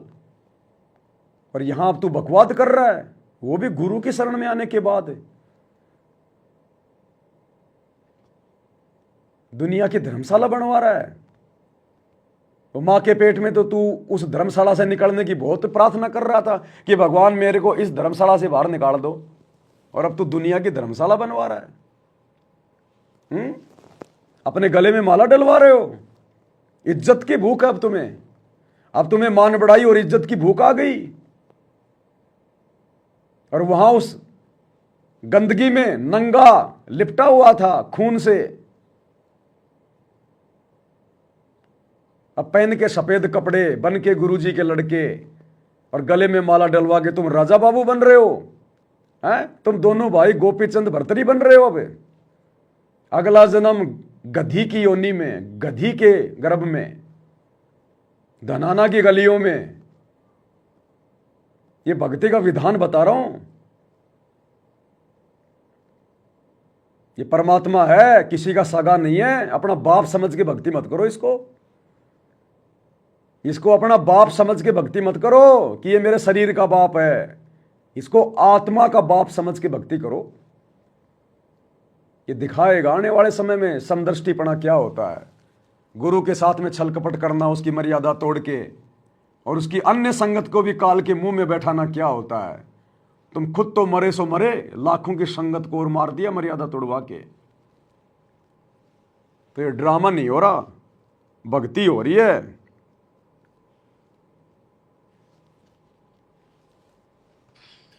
अब कहते हैं तू ही तो छोड़ दिया चला अधम किस राह। अब तूने भगवान की जो याद थी वह छोड़ दी है। भगवान हे परमात्मा, दुख मत याद करे था माँ के पेट में, अब तू भूल गया। हे अधम, हे निकम्मी आत्मा, कौन से रास्ते चल पड़ा। दाई आई घुट्टी प्याई, माता गोद खिलाए, जो दिन आज सो काल नहीं रे, आगे है दरबार। कि जैसे आज है, मृत्यु के बाद फिर उसके धर्मराज के दरबार में जाएगा, वहां तेरी फिर दुर्गति हो। 12 वर्ष खेलते बीते, फिर लीना ब्याह कराए, तरुणी नारी से गरवाई, तो सल्ला मोड़ गवाई। यानी पहले 12 वर्ष की आयु में शादी हो जाती थी, विवाह हो जाता था। कहते तू केवल इससे काम लगा रहा, ब्याह हो गया, बच्चे हो गए, पालन पोषण में सारा जीवन खो दिया। तो भक्ति साथ साथ करनी चाहिए थी, वह ना करने से क्या दुख होगा तेरे साथ, वो बताया। कहते शादी करा ली, उसके बाद बच्चे हो गए, उनके पालन पोषण में शादी विवाह करके फिर मर गया। फिर जो दिन आज सो काल नहीं रे, आगे फिर दंड आए। फिर वहां जाके फिर मुंह लटका के खड़ा होता है, भगवान गलती उनकी, अब के फिर मनुष्य जीवन देना भगवान, आपके गलती नहीं करूंगा। तो परमात्मा दिखाता है निकम्मे, ऐसी ऐसी गलती तेना 1000 लाखों बार कर ली, ये देख। पिछले सारे जन्म दिखाए जाते इसको। फिर रोता है, हे भगवान गलती बन गई। परमात्मा कहते हैं कि अच्छे दिन पीछे गए गुरु से क्या ना हेत, अब पछतावा क्या करे चिड़िया चौकी खेत। इन आश्रमों से जुड़ी हुई संगत के ये अच्छे दिन धीरे धीरे पीछे जा रहे हैं। ये परीक्षा चल रही है 2014 बरवाला कांड के बाद। ये अच्छे दिन थे, हमारे हिस्से की जेल, हमारे हिस्से का दर्द दुख परेशानियां गुरु ने अपने ऊपर लेकर और हमारे हिस्से की जेल काटी है। हमें गुरुदेव ने भक्ति के लिए समय दिया, कि बच्चों तुम भक्ति करो, तुम्हारे पास समय नहीं है। अपने ऊपर ले लिए गुरु ने सारे दुख दर्द। ये अच्छे दिन थे हमारे, और इन अच्छे दिनों को हमने राजनीति कर करके, बकवादे कर करके, आश्रमों पे आश्रम बनवा बनवा के, अपने बाप दादाओं की वहां पे वो कब्रें बनवाओगे क्या? अरे किस लिए आश्रम चाहिए तुम्हें? घर नहीं है तुम्हारा, रोड पे सोते हो, फुटपाथ पे सोते हो, भिखारी हो तुम। तुम्हारा घर आश्रम थोड़ी है, शमशान घाट है, शमशान घाट। किस लिए आश्रम खोल रहे हो? तुम्हारे बाप से तुमने आदेश सुना? जो तुम भर भर के झोली ज्योति पाठ और दान की उनको पात्रों के हाथों में दे रहे हो आश्रमों पे आश्रम खुलवाने के लिए, बकवाद करने के लिए, धन का दुरुपयोग करवाने के लिए। सुना तुमने कभी तुम्हारे बाप से कि बच्चों मैंने आश्रमों पे आश्रम खोलने? क्या खोले कभी तुम्हारे बाप ने अपनी जिंदगी में कभी आश्रमों पे आश्रम? तुम किसकी भक्ति कर रहे हो? अपने गुरु की या गुरु के परिवार की या कोऑर्डिनेटरों की? गुरु को तजे भजे जो आना था, पशुओं को फोकट ज्ञाना। संगत को फोकट ज्ञान है, वर्तमान में फोकट ज्ञान है। गुरु के सत्संग सुनते नहीं, गुरु के आदेशों का तो पता नहीं। नियम मर्यादा बस केवल एक बार सुन ली जिस दिन नाम लिया था, बाकी 10 साल हो गई, कभी जिंदगी में दोबारा वो नियमों का पर्चा उठा के नहीं देखा कि नियम क्या है, मर्यादा क्या है। उसके बाद जैसा गुरुजी के परिवार ने कह दिया फाइनल, जैसा कोऑर्डिनेटर ने आदेश दे दिया फाइनल, जैसा कोई पीला पर्चा आश्रम से आ गया फाइनल। ये ड्रामेबाजी नहीं चलेगी। गुरु को तजे भजे जो आना था, पशुओं को फोकट ज्ञाना।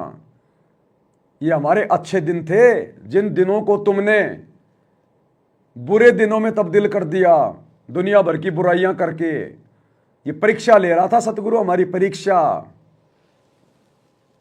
तुमने सोचा गुरुजी ने तो हमारे को फ्री छोड़ दिया। अरे परीक्षा के समय टीचर भी फ्री छोड़ देता है। परीक्षा के समय में कोई हाजिरी नहीं होती, टीचर कोच भी नहीं पढ़ाता, डंडे वंडे नहीं मारता टीचर उस परीक्षा में, चाहे तू सही लिख रहा है चाहे तू गलत लिख रहा है। परीक्षा के समय टीचर नहीं धमकाएगा, डंडे नहीं मारेगा। तो 2014 बरवाला कांड के बाद गुरु ने हमारे को अपने से दूर करके हमें फ्री छोड़ दिया कि बेटा तेरी परीक्षा है, अब देखूंगा तूने मेरे ज्ञान को कितना आधार बनाया। और हमने सोचा हमारे को तो गुरुजी ने फ्री कर दिया, अब गुरुजी है ही नहीं, हमें डर किस बात का, और लग गए मन मर्जी करने। ये जितनी भी बकवादें गुरु के परिवार ने और इन कोऑर्डिनेटरों ने संगत से करवाई है, खुद करी है। क्या तुम्हारे गुरु ने कभी भी 1994 से 2014 तक की?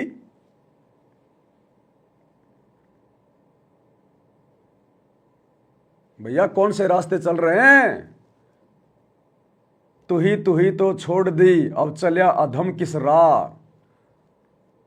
आछे दिन पाछे गए, गुरु से किया ना हेत, अब पछताए क्या हो जब चिड़िया चुग गई खेत। तुम्हारा तो पूरा खेत साफ कर गया काल। सबकी मर्यादा खंडित है, सबकी। भक्ति के निकट भी नहीं हो तुम।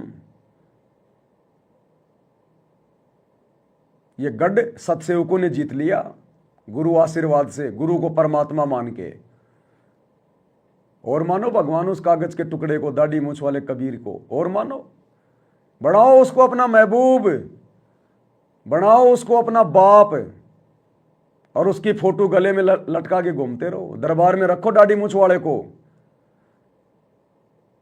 तुम्हारे को भक्ति से खाली करवा दिया, भक्ति से खाली। सद्बुद्धि सतगुरु देगा, वो दाढ़ी मूछ वाला नकली कबीर नहीं देगा। तुम्हें भक्ति सतगुरु ने दी है, दाढ़ी मूछ वाले नकली कबीर ने नहीं दी। और तुम तो दाढ़ी मूछ वाले को भगवान मान रहे हो ना, इसीलिए तो तुम्हें सद्बुद्धि नहीं। क्योंकि सद्बुद्धि तो परमात्मा धरती पे आके देगा। तो धरती पे आए हुए को हमने परमात्मा माना, अपने गुरु को, तो सद्बुद्धि मिली सत्सेवकों को। और तुमने परमात्मा माना उस नकली कबीर को, दाढ़ी मूछ वाले को, जो धरती पे है ही नहीं। तो जो धरती पे है ही नहीं तो तुम्हें शिक्षा क्या देगा, तुम्हें ज्ञान क्या देगा, तुम्हें सद्बुद्धि कहां से आएगी? और दुर्बुद्धि के शिकार हो गए तुम सारे के सारे। और अब भी तुम्हें सद्बुद्धि नहीं आएगी। ये तुम्हारे भले के वीडियो जो बनाए जा रहे हैं साथ संगति के माध्यम से, इनको सुनने के बाद भी तुम्हारी मिर्ची लगेगी। ये वीडियो भी तुम्हें अच्छे नहीं लगेंगे जो तुम्हारे हित में है। क्योंकि परमात्मा ने नीच आदमी की यही पहचान बताई। परमात्मा कहते हैं कहूं साची मानने बुरी, यही परीक्षा नीच आदमी की यही पहचान होती है। उसको जितना उसके भले की बात बताओगे उतना ही वो तुम्हारे को वो गलत समझेगा। तो कहते हैं कहूं साची मानने बुरी, यही परीक्षा नीच, और जितनी धोवो कच्ची दीवार उतनी माचे कीच। मिट्टी की दीवार को जितना पानी से धोओगे उतना ही ज्यादा कीचड़ बनेगा। तो अब तुम्हारे ऊपर हम सत्सेवकों के ये वीडियो भी कोई असर नहीं करेंगे। क्योंकि ये कहावत है कि गधे की आंख में अगर कोई देसी घी डाले तो गधा सोचता है मेरी आंख फोड़ रहा है। तो तुम भक्तों को जो हम समझा रहे हैं ना सत्सेवक, गुरु जी के ज्ञान आधार से दिन रात वीडियो बना बना के, दिन में 2-2 बार लाइव आना, ये जीव के बस की बात नहीं है जब तक सतगुरु अपना पूरा आशीर्वाद ना दे। हम तो तुम्हारी आंखों में देसी घी डाल रहे हैं और तुम्हें लग रहा हमारी आंखें फोड़ी जा रही हैं। आंखें तो तुम्हारी फूट चुकी हैं, हम तो ठीक करने का प्रयास कर रहे हैं। अंधे तो तुम्हें काल ने कर दिया, हम तो तुम्हारी आंखें ठीक करने का प्रयास कर रहे हैं कि कोई भली आत्मा होगी तो काल के जाल से, उन फर्जी आश्रमों वाली कैद से बाहर निकल जाएगी और अपने गुरु जी के ज्ञान को आधार बना के और साथ संगति से जुड़ के अपना आत्म कल्याण करवा लेगी। नहीं तो अंधे तो तुम हो चुके हो। तो परमात्मा कहते हैं मां के गर्भ में तो तू रो रहा था, चिल्ला रहा था कि बाहर जाकर कोई बकवाद नहीं करूंगा, और अब तूने बकवादें शुरू कर दी। परमात्मा कहते हैं सांसारिक व्यक्ति जिसको ज्ञान नहीं है वो अगर गलती करता है तो उसको केवल वही सजा मिलेगी जो निर्धारित है। और यदि ज्ञान होने के बाद उस कर्म का क्या परिणाम निकलेगा ये पता होने के बाद, यानी सतगुरु की शरण में आने के बाद यदि आप वही गलती करते हो तो सांसारिक व्यक्ति से 8 गुना ज्यादा दंड के भागी बनते हैं हम परमात्मा के दरबार में। इसलिए गुरुजी ने कहा कि जानबूझ सांची तजय करे झूठ से ने, उसकी संगत तो हे प्रभु शौपन में भी ना दे। वो तो गया गुजरा इंसान है भगत होके भी। 6 महीने का बच्चा मां की गोद में पेशाब कर दे, टट्टी कर दे, मां मारती नहीं है, उल्टा प्यार करती है, उसको साफ करेगी। और 3 साल का बच्चा जिसको पता है कि लेटरिन कहां करनी चाहिए, वो यदि मां की गोद में लेटरिन कर दे सबसे पहले थप्पड़ खाएगा। तो जगत को तो पता नहीं कि राजनीति हमारे लिए कितनी नुकसानदायक है, गुंडों की सीबीआई जांच कितनी नुकसानदायक है। हम यदि अपना पैसा फालतू में लोगों की धर्मशाला बनवाने में, लोगों के आरक्षणों में, गुंडों की सीबीआई जांच में, स्टेडियम बनाने में बर्बाद करेंगे तो हमारे पैसे का क्या होगा। उनको तो पता नहीं। तुम्हें तो गुरु ने सब कुछ बता दिया 30 साल से कि सुपात्र कौन है, कुपात्र कौन है। गुरु बिन माला फेरते, गुरु बिन देते दान, गुरु बिन दोनों निष्फल है चाहे पूछो वेद पुराण। गुरु बिन दान पुण्य जो कर ही मिथ्या होए कबू न फली। अरे तुम्हें तो सब कुछ बता था, तुमने क्यों धोखा खाया गुरु के परिवार के चक्कर में आके, जो परिवार मर्यादाओं के आसपास भी नहीं है, इन कोऑर्डिनेटरों के चक्कर में आके जिनको 2 कोडी का ज्ञान नहीं है। तुमने क्यों ऐसी तैसी करवाई भक्तों। यह है जानबूझ के की गई गलती। इसलिए तुम जैसे भक्तों की तो शक्ल देखना भी परमात्मा ने मना किया है। जहां की संगत है प्रभु शौपन में भी ना दे। परमात्मा कहते हैं पापी प्रभात ना बेटो, मुख देखे पाप लगे जिसका, और 9 मास गर्भ में त्रास दी, धिक्कार जन्म उनकी मां का। अरे आश्रमों से जुड़े हुए भाई बहनों, गुरुजी के बेटा बेटियों, कोऑर्डिनेटरों, तुम्हारी तो माताओं को भी लानत है, लानत। क्यों तुम जैसे सपोलों को 9 महीने अपने गर्भ में रख के उन औरतों ने अपना नूर गवाया, जो सतगुरु की शरण में आने के बाद भी काल का काम कर रहे हैं, काल के पक्ष में होके गुरु की बदनामी कर रहे हैं, गुरु के मिशन को नरक में लेके जा रहे हैं। तुम्हारा एक भी कोई शुभ कर्म बता दो जो तुमने गुरु की मर्यादा में रह के किया हो या गुरु के ज्ञान के अनुसार किया हो, बरवाला कांड के बाद एक भी बता दो। तो धिक्कार है तुम्हारी माताओं को जिन्होंने तुम्हें जन्म दिया है। ये छटनी हो रही है, लाल और लालड़ी की पहचान हो रही है। नाम लेने से कोई भगत नहीं बन जाता। कि सतगुरु का नाम ले लिया, गले में लॉकेट डाल लिया, हाथ में रक्षा सूत्र बांध लिया, जुबान पे सत साहिब तो भगत बन गया। ताते सतगुरु शरणा लीजिए, कपट भाव जिन दूर करीजिए।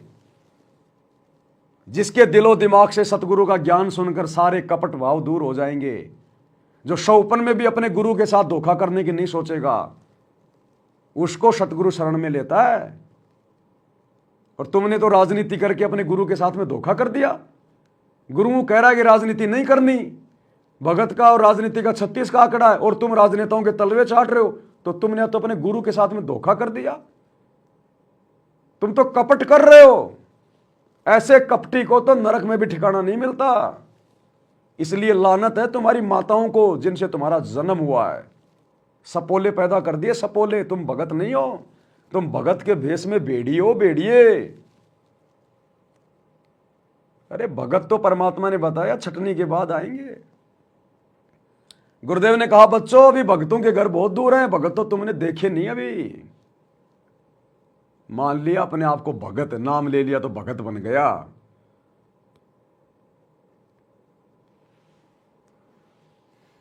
क्या कह रहे हैं परमात्मा?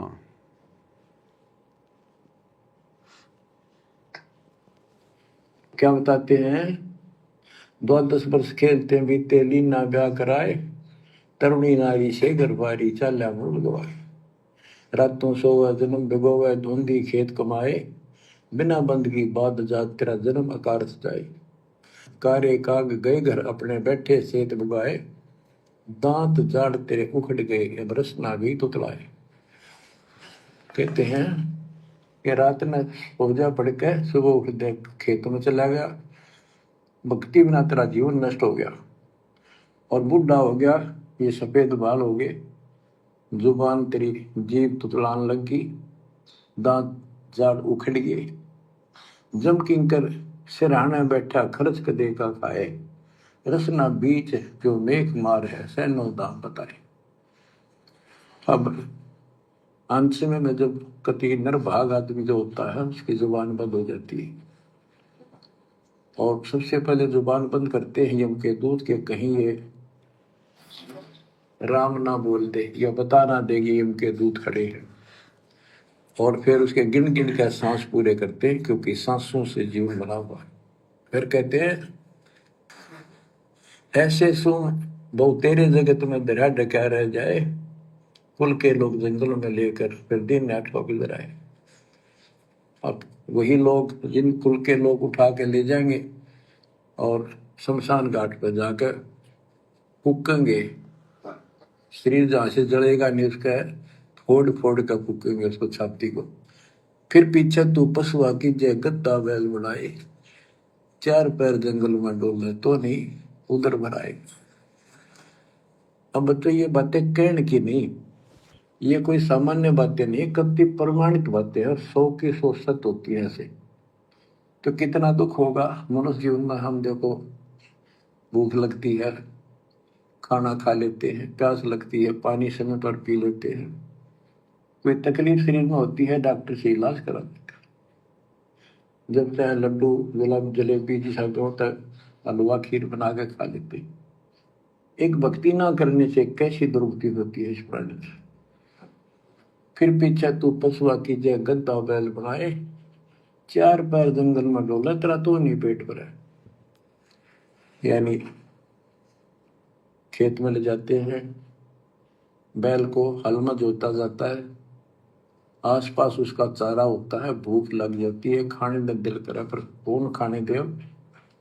सिर पर सींग दिए मन बोरे दूब से मच्छर उड़ाए, कंध जुआ जोते कुआ कुंदों का पुस्ताए। कहते हैं तेरे को एक सिर पे सींग दे दिए, एक पूछड़ लगा दी दूब, अब उससे मच्छर उड़ा चाहे हवा कर ले। ये आजकल देखो पंखे, कूलर, एसी, क्या बात कही। लेकिन ये बच्चों का खेल नहीं है कि फिर भी तुम्हें ऐसे मिल जाएंगे। ये तो अब मेहनत, अब मजदूरी करोगे, भगवान की सेवा करोगे, सुमन करोगे, दान करोगे, मनुष्य जीवन प्राप्त हुआ तो फिर मिलेंगे। और बगैर भक्ति और गलत भक्ति करने वाले को मनुष्य जीवन भी मिलता है। हमने तो पीछा छुटवाना, सतलोक चलेंगे। फिर भी क्या बताते हैं कि सिर पर सींग दिए मन बोरे, दूम तो मच्छर उड़ाए। एक पुच्छड़ हो गया आपके, दो उसने पंखा बना लिए और चाहे कूलर मान लिए, और कई कर्महीन पशुओं के वह पुच्छड़ भी कट जाती है, 1.5 फुट का डंडा हिलाता रहता है। कई कर्महीन पशुओं की वो पूंछ भी कट जाती है जिससे वो मक्खियां उड़ाया करता था। ऐसी दुर्गति होती है फिर 84 लाख योनियों में। किनकी?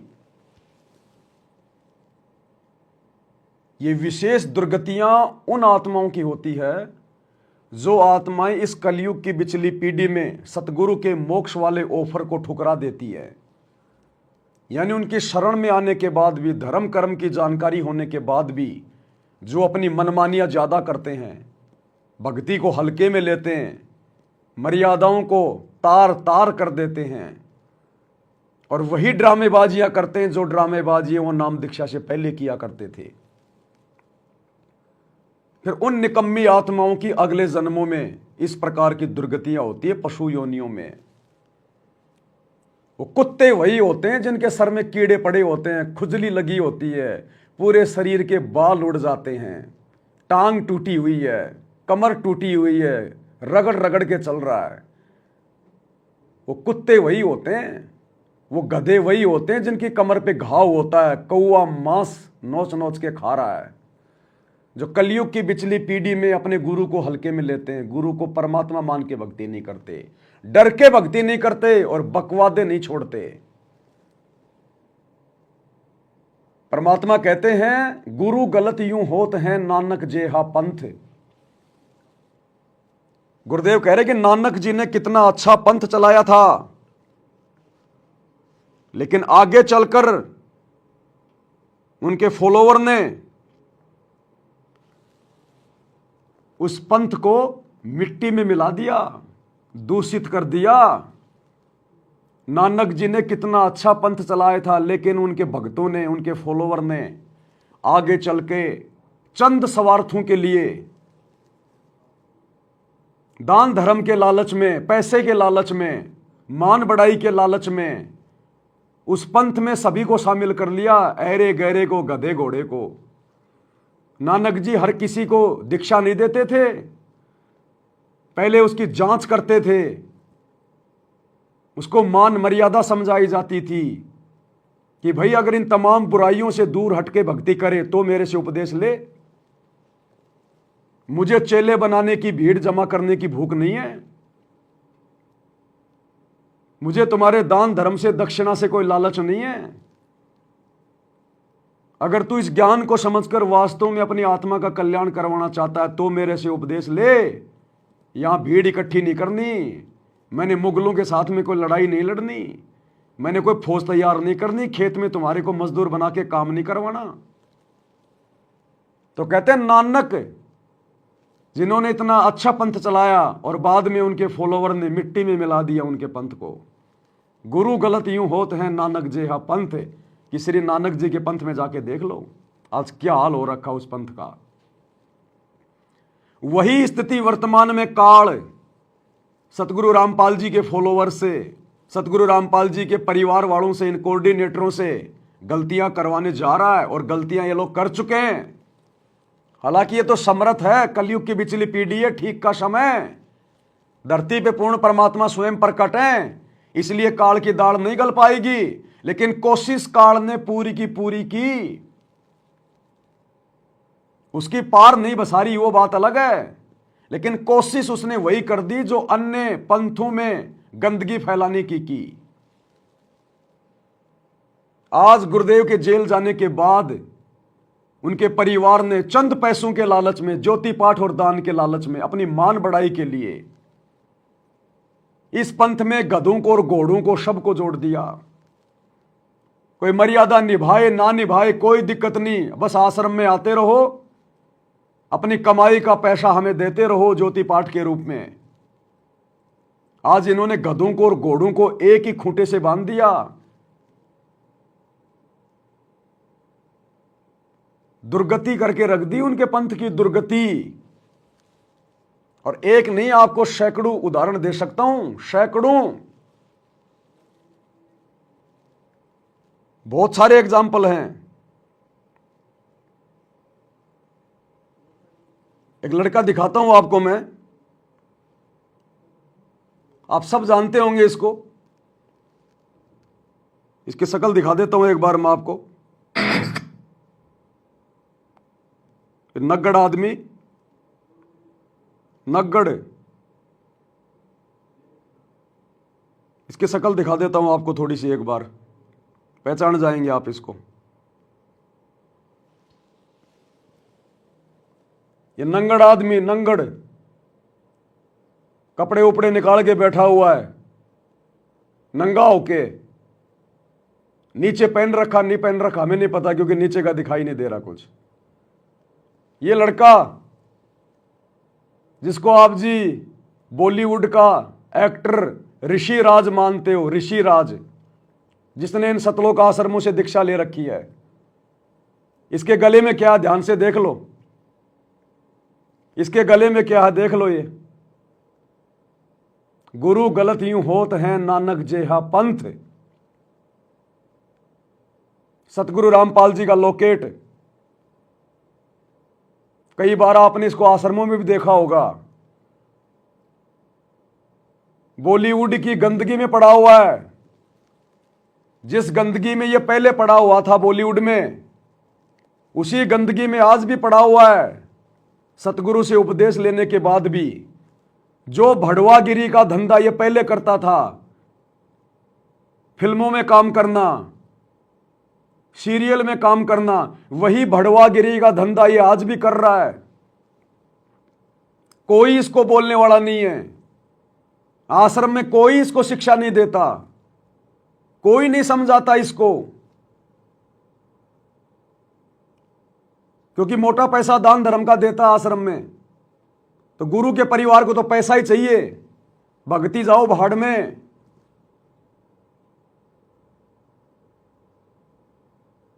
गधा आओ चाहे घोड़ा आओ, कोई मतलब नहीं है। आगे चलकर यही गंदगी सतगुरु रामपाल जी के बदनामी का कारण बनती है। अरे ये क्या शिक्षा दे रहा है लोगों को सतगुरु से उपदेश लेने के बाद? क्या प्रेरणा दे सकता है ये समाज को? भड़वागिरी के अलावा कोई प्रेरणा नहीं दे सकता। इसके हाथों से बांटी गई पुस्तक किसके ऊपर असर करेगी? इसके मुंह से सुनाया गया सत्संग किसके ऊपर असर करेगा, जो खुद अपने गुरु की एक भी बात को अपने जीवन में लागू नहीं कर रहा?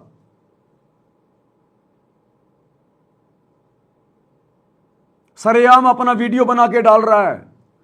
इस निकम्मे को शर्म नहीं आई? कम से कम ये भड़वागिरी का धंधा करने से पहले अपने गुरु का लोकेट तो गले से निकाल देता।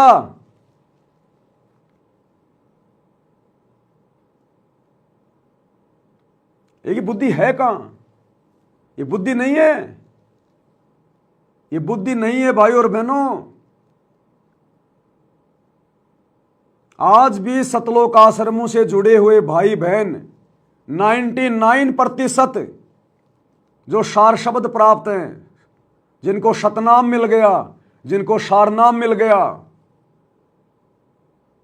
जिनकी 50-50 साल की 60-60 साल की उम्र हो रही है, आज भी उन्होंने संभोग करना नहीं छोड़ा, स्त्री मिलन नहीं छोड़ा।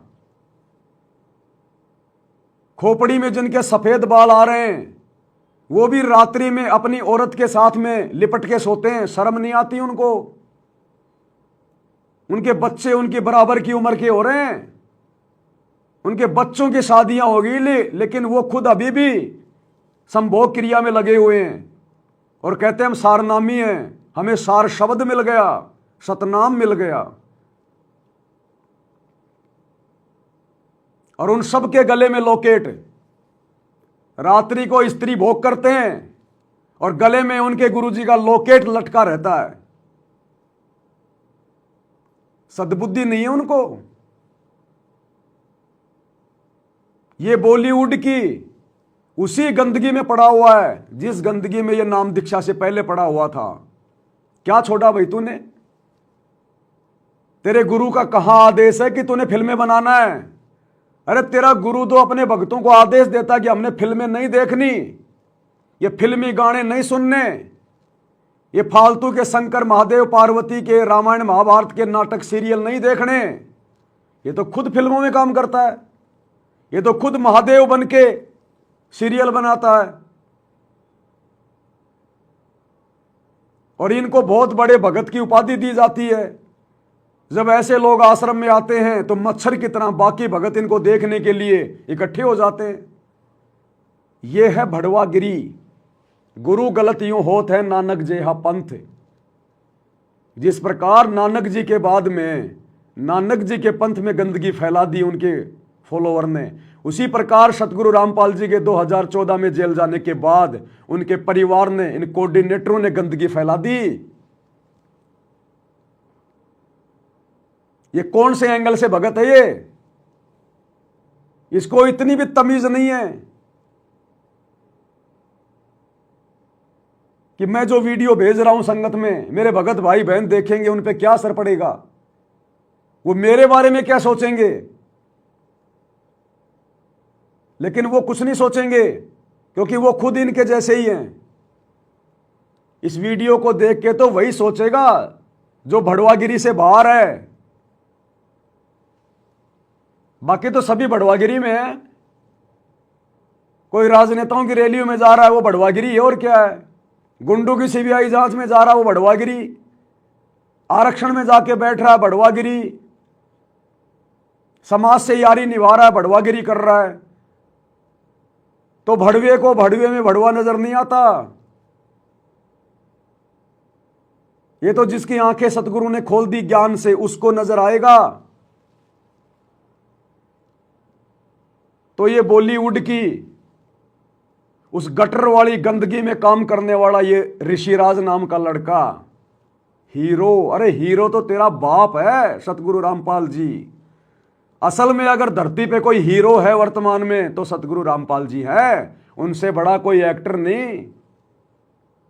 और जो फिल्म वो बना रहे हैं सन 1994 से, उससे बड़ी कोई फिल्म नहीं। जो फिल्म हजारों साल तक चलेगी। तेरे बॉलीवुड की फिल्में तो कोई 15 दिन चलती है हॉल में, कोई 20 दिन चलती हैं। अरे इसकी फिल्म, इसके सत्संग हजारों साल चलेंगे। तेरे इन्हीं सिनेमा घरों में चलेंगे, दुनिया वरना कुछ नहीं देखेगी। और इन्होंने अब भी वही हीरोपंथी नहीं छोड़ी। क्या सीखेगा इससे समाज? इसको जितने भी भगत फॉलो कर रहे हैं क्या सीखेंगे?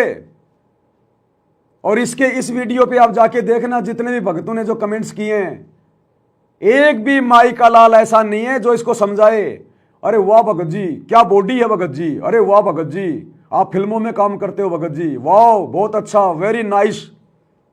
ये कमेंट्स हैं भक्तों के, क्योंकि बुद्धि ऑफ है, सोच ही नहीं सकते हो। अब ये कोई महादेव बनने की तैयारी कर रहा है, ये शंकर बन के ये श्री शंकर जी का रोल करता है और छोटी मोटी कोई फिल्में भी कर लेता है। एक फिल्म में तो मैंने देखा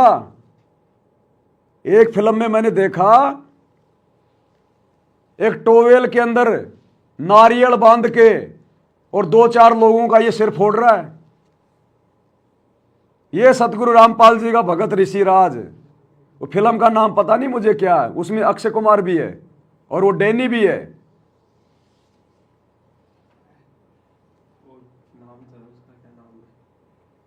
पता नहीं क्या नाम है, क्या लेना देना अपने को। ऐसे बड़ुओं की फिल्मों का नाम भी लेना बेकार है।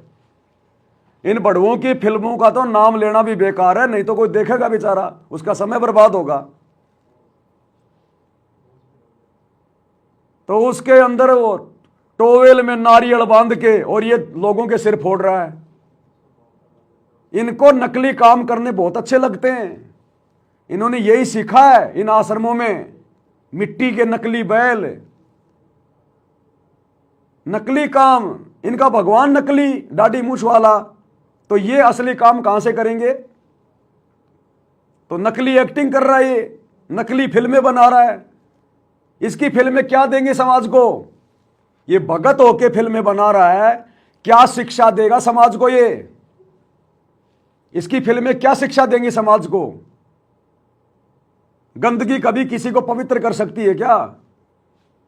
तो ये कोई मेकअप रूप में बैठा, मेकअप रूप में। अब कई कह देंगे भगत जी तो एक्टिंग करता है, इसका धंधा है। तो धंधा तो भैया दारू का ठेका चला रहा है, उसका भी धंधा है। तो क्या नाम लेने के बाद वो भी दारू बेचे? धंधा तो भैया किसी का मांस काटने का भी था, तो क्या नाम दीक्षा लेने के बाद में मांस काटते रहे? कौन से दिन छोड़ोगे फिर ये धंधे?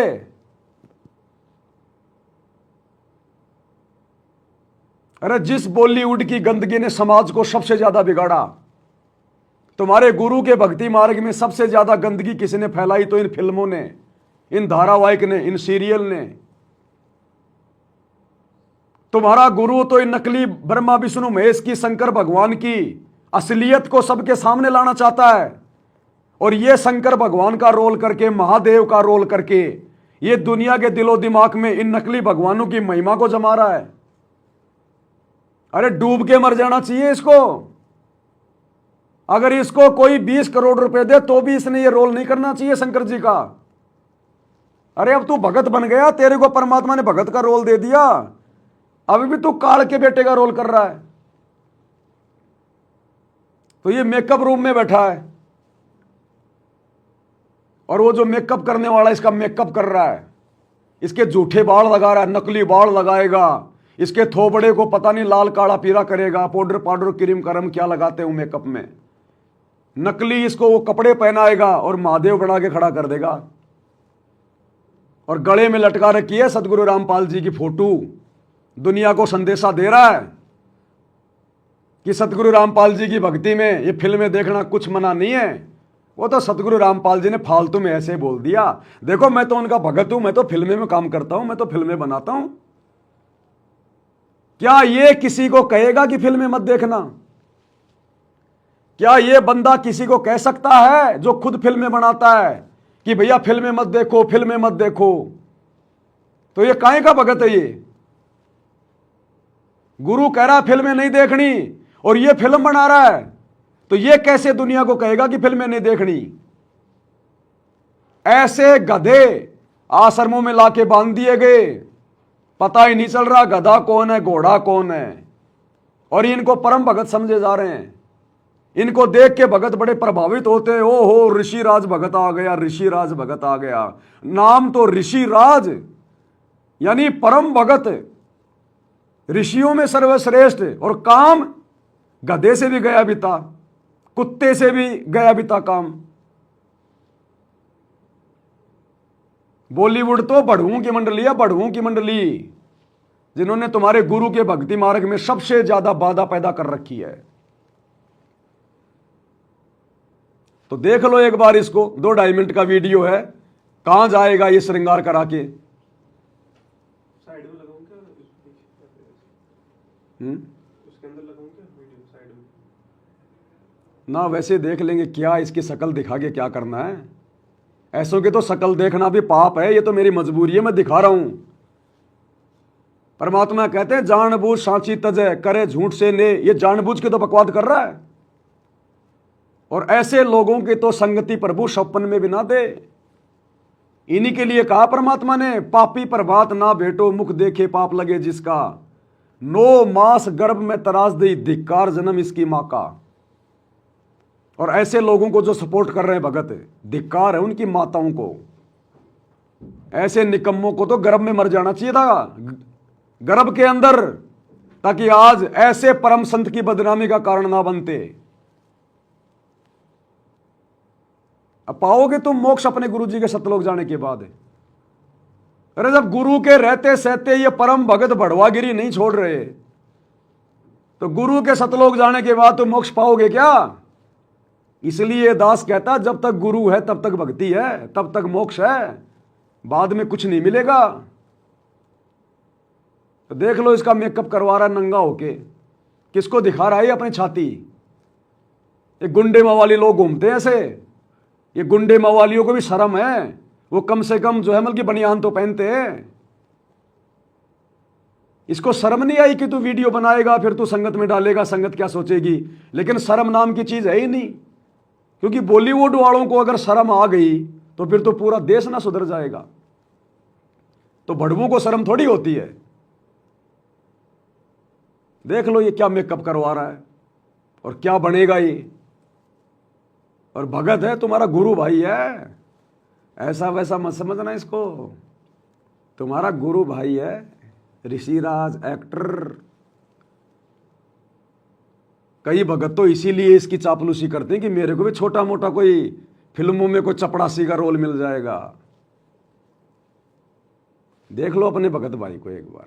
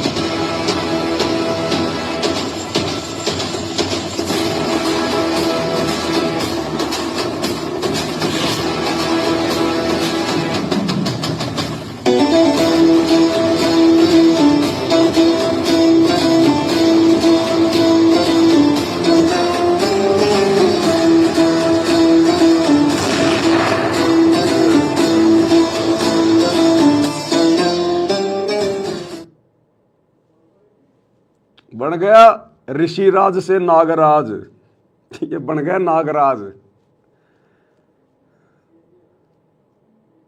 ये है सतलोक आश्रमों से जुड़े हुए हमारे भगत। गुरु गलत यूं होत हैं नानक जेहा पंथ।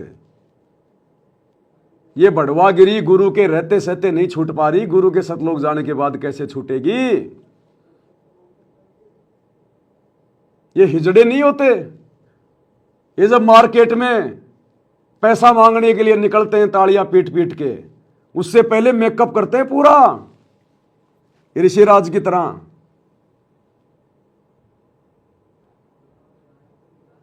ये है वो गंदगी, बॉलीवुड की गंदगी।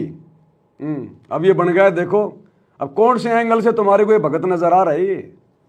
दुनिया भर का नकली आभूषण, दुनिया भर की नकली पोशाक, नकली बाल, नकली मेकअप, क्या है ये? अरे इस वीडियो को जब हमारी सतलोक आश्रमों से जुड़ी हुई माता बहनें देखेंगी तो वो कैसे छोड़ेंगी ब्यूटी पार्लर में जाना, आई ब्रो बनवाना, मेकअप करना, सोने चांदी पहनना। वो कहेंगे अभी तो हमारे भगत भाई नहीं छोड़ रहे। जब हमारा गुरु भाई भड़वागिरी नहीं छोड़ रहा तो हम भड़वागिरी क्यों छोड़ें? हम भी तो उसी गुरु की चेली हैं। भक्ति विधान ये कहता है कि ऐसे भड़ुओं को, इसने तो नाम ले रखा है, अगर नाम नहीं ले रखा है तो भी ऐसे भड़ुओं को सतगुरु के उस पवित्र स्थान पर आश्रम में पैर टेकने की जगह भी नहीं देनी चाहिए, पैर टेकने की जगह भी। यह सतगुरु का विधान कहता है। और ये भगत होके भड़वागिरी कर रहे हैं, बॉलीवुड की उस गंदगी में रमे हुए हैं, ये दुनिया भर का पाखंड कर रहे हैं। क्या शिक्षा देगा ये समाज को? अन्य लोगों को जब पता चलेगा कि ये सतगुरु रामपाल जी का भगत है, वो कैसे मर्यादा निभाएंगे, कैसे उनमें संघर्ष करने की वो प्रेरणा जागृत होगी? इसलिए तो बेड़ा गर्क हो रखा है, बेड़ा गर्क, 90% संगत का बेड़ा गर्क। इसलिए दास कहता है ये जितने भी आश्रम हैं ये काल की कैद है, काल की कैद। और एक भी भगत मर्यादा में नहीं है, एक भी भगत। जबकि आश्रम संचालकों को चाहिए कि ऐसे निकम्मों को आश्रम में एंट्री भी नहीं होनी चाहिए, जबकि इनका तो स्वागत किया जाता है, स्वागत। तो ये आश्रम है क्या? ये तुम्हारे गुरु ने खुलवाए हैं क्या? ये है मनमाना आचरण।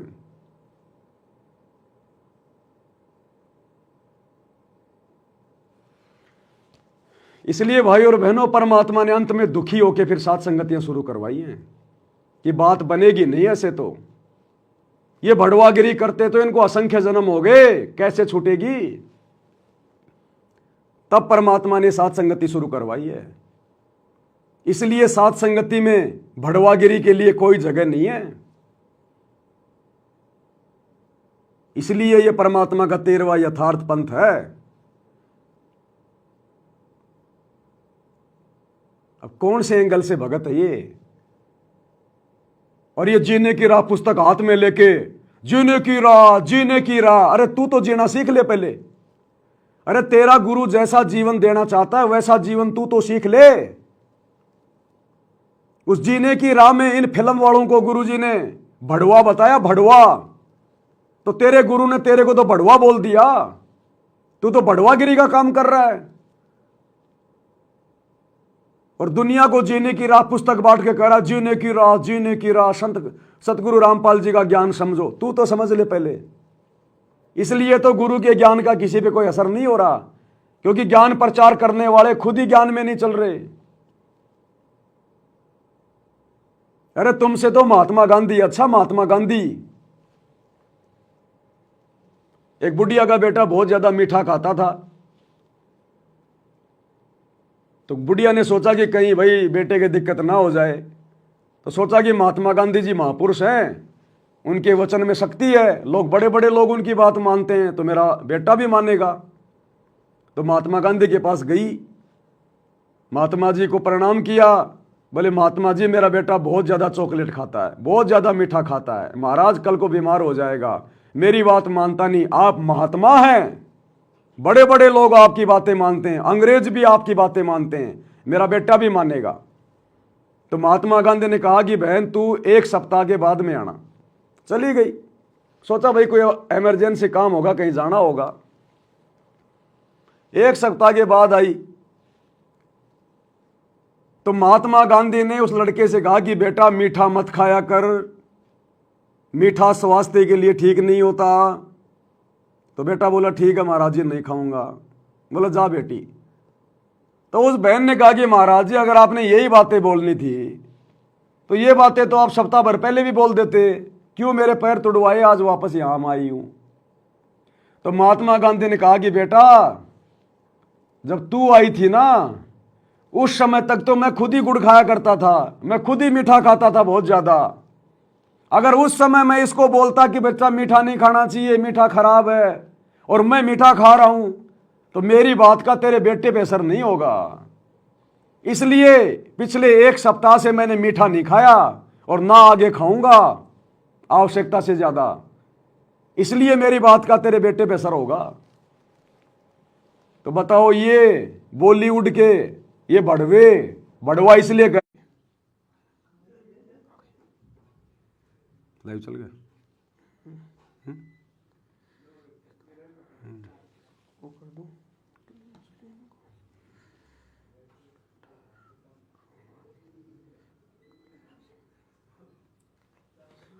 फेस की तरफ बैक देख दो एक बार।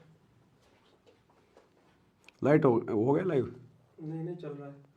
तो भाई और बहनों देखो, ये भड़वागिरी की बातें सुन सुन के लाइट को भी शर्म आ गई, बिजली भी भाग गई। लेकिन आश्रमों से जुड़ी हुई संगत को शर्म नहीं आ रही, जो ऐसे भड़ुओं को आश्रम में एंट्री दे रही है। बेचारी बिजली शर्मा गई, बिजली कट गई कि मैं भी ऐसे भड़ुओं का, जो अपने गुरु को बदनाम कर रहे हैं नाम लेने के बाद, मैं भी ऐसे भड़ुओं की शक्ल देख के पाप की भागी नहीं बन सकती। बिजली कट गई। इन आश्रमों से जुड़े भाई बहनों को यह भड़वागिरी देख देख के, और इस व्यक्ति को जो कहता मैं सतगुरु रामपाल जी का भगत हूं और बॉलीवुड की फिल्मों में काम कर रहा है, सीरियल में काम कर रहा है, गंदगी में सना हुआ है, इनको शर्म नहीं आ रही। इसलिए परमात्मा ने 7 संगतियां शुरू करवाई है, 7 संगतियां। तो भाई और बहनों कितना बड़ा सौभाग्य है आप और हम सभी भगत भाई बहनों का, जो परमात्मा ने हमारे ऊपर दया बख्श दी। हमें परमात्मा ने भड़वागिरी से बाहर कर दिया। हम भड़ुओं की शक्ल भी देखना पसंद नहीं करते, भड़वागिरी करना तो बहुत दूर की बात है। गुरु से नाम ले लिया, मोक्ष प्राप्त करेंगे, सतलोक जाएंगे। खाला का घर है, खाला का घर, सतलोक चले जाओगे तुम। ये भड़वागिरी करते करते, मर्यादा तोड़ते तोड़ते। गुरुदेव कहते हैं सतलोक जाना कोई बरवाड़े का कोई बस स्टैंड है क्या, जो रिक्शा करी और तुम पहुंच जाओगे। जोटा लगेगा, जोटा जोर लगेगा, फिर गई लाइव वो 760 के बीपीएस। तो भाई और बहनों आज का लाइव हम केवल यही समाप्त करेंगे। बेचारी लाइट भी चली गई शर्मा के, और कल फिर परमात्मा दया करेंगे 2 बजे, फिर इसका पार्ट नंबर 4 में हम आगे चर्चा करेंगे। तो आज के वीडियो में केवल इतना ही। परमात्मा हम सबको सद्बुद्धि दे, आशीर्वाद दे। बंदी छोड़ सतगुरु रामपाल जी भगवान की जय हो।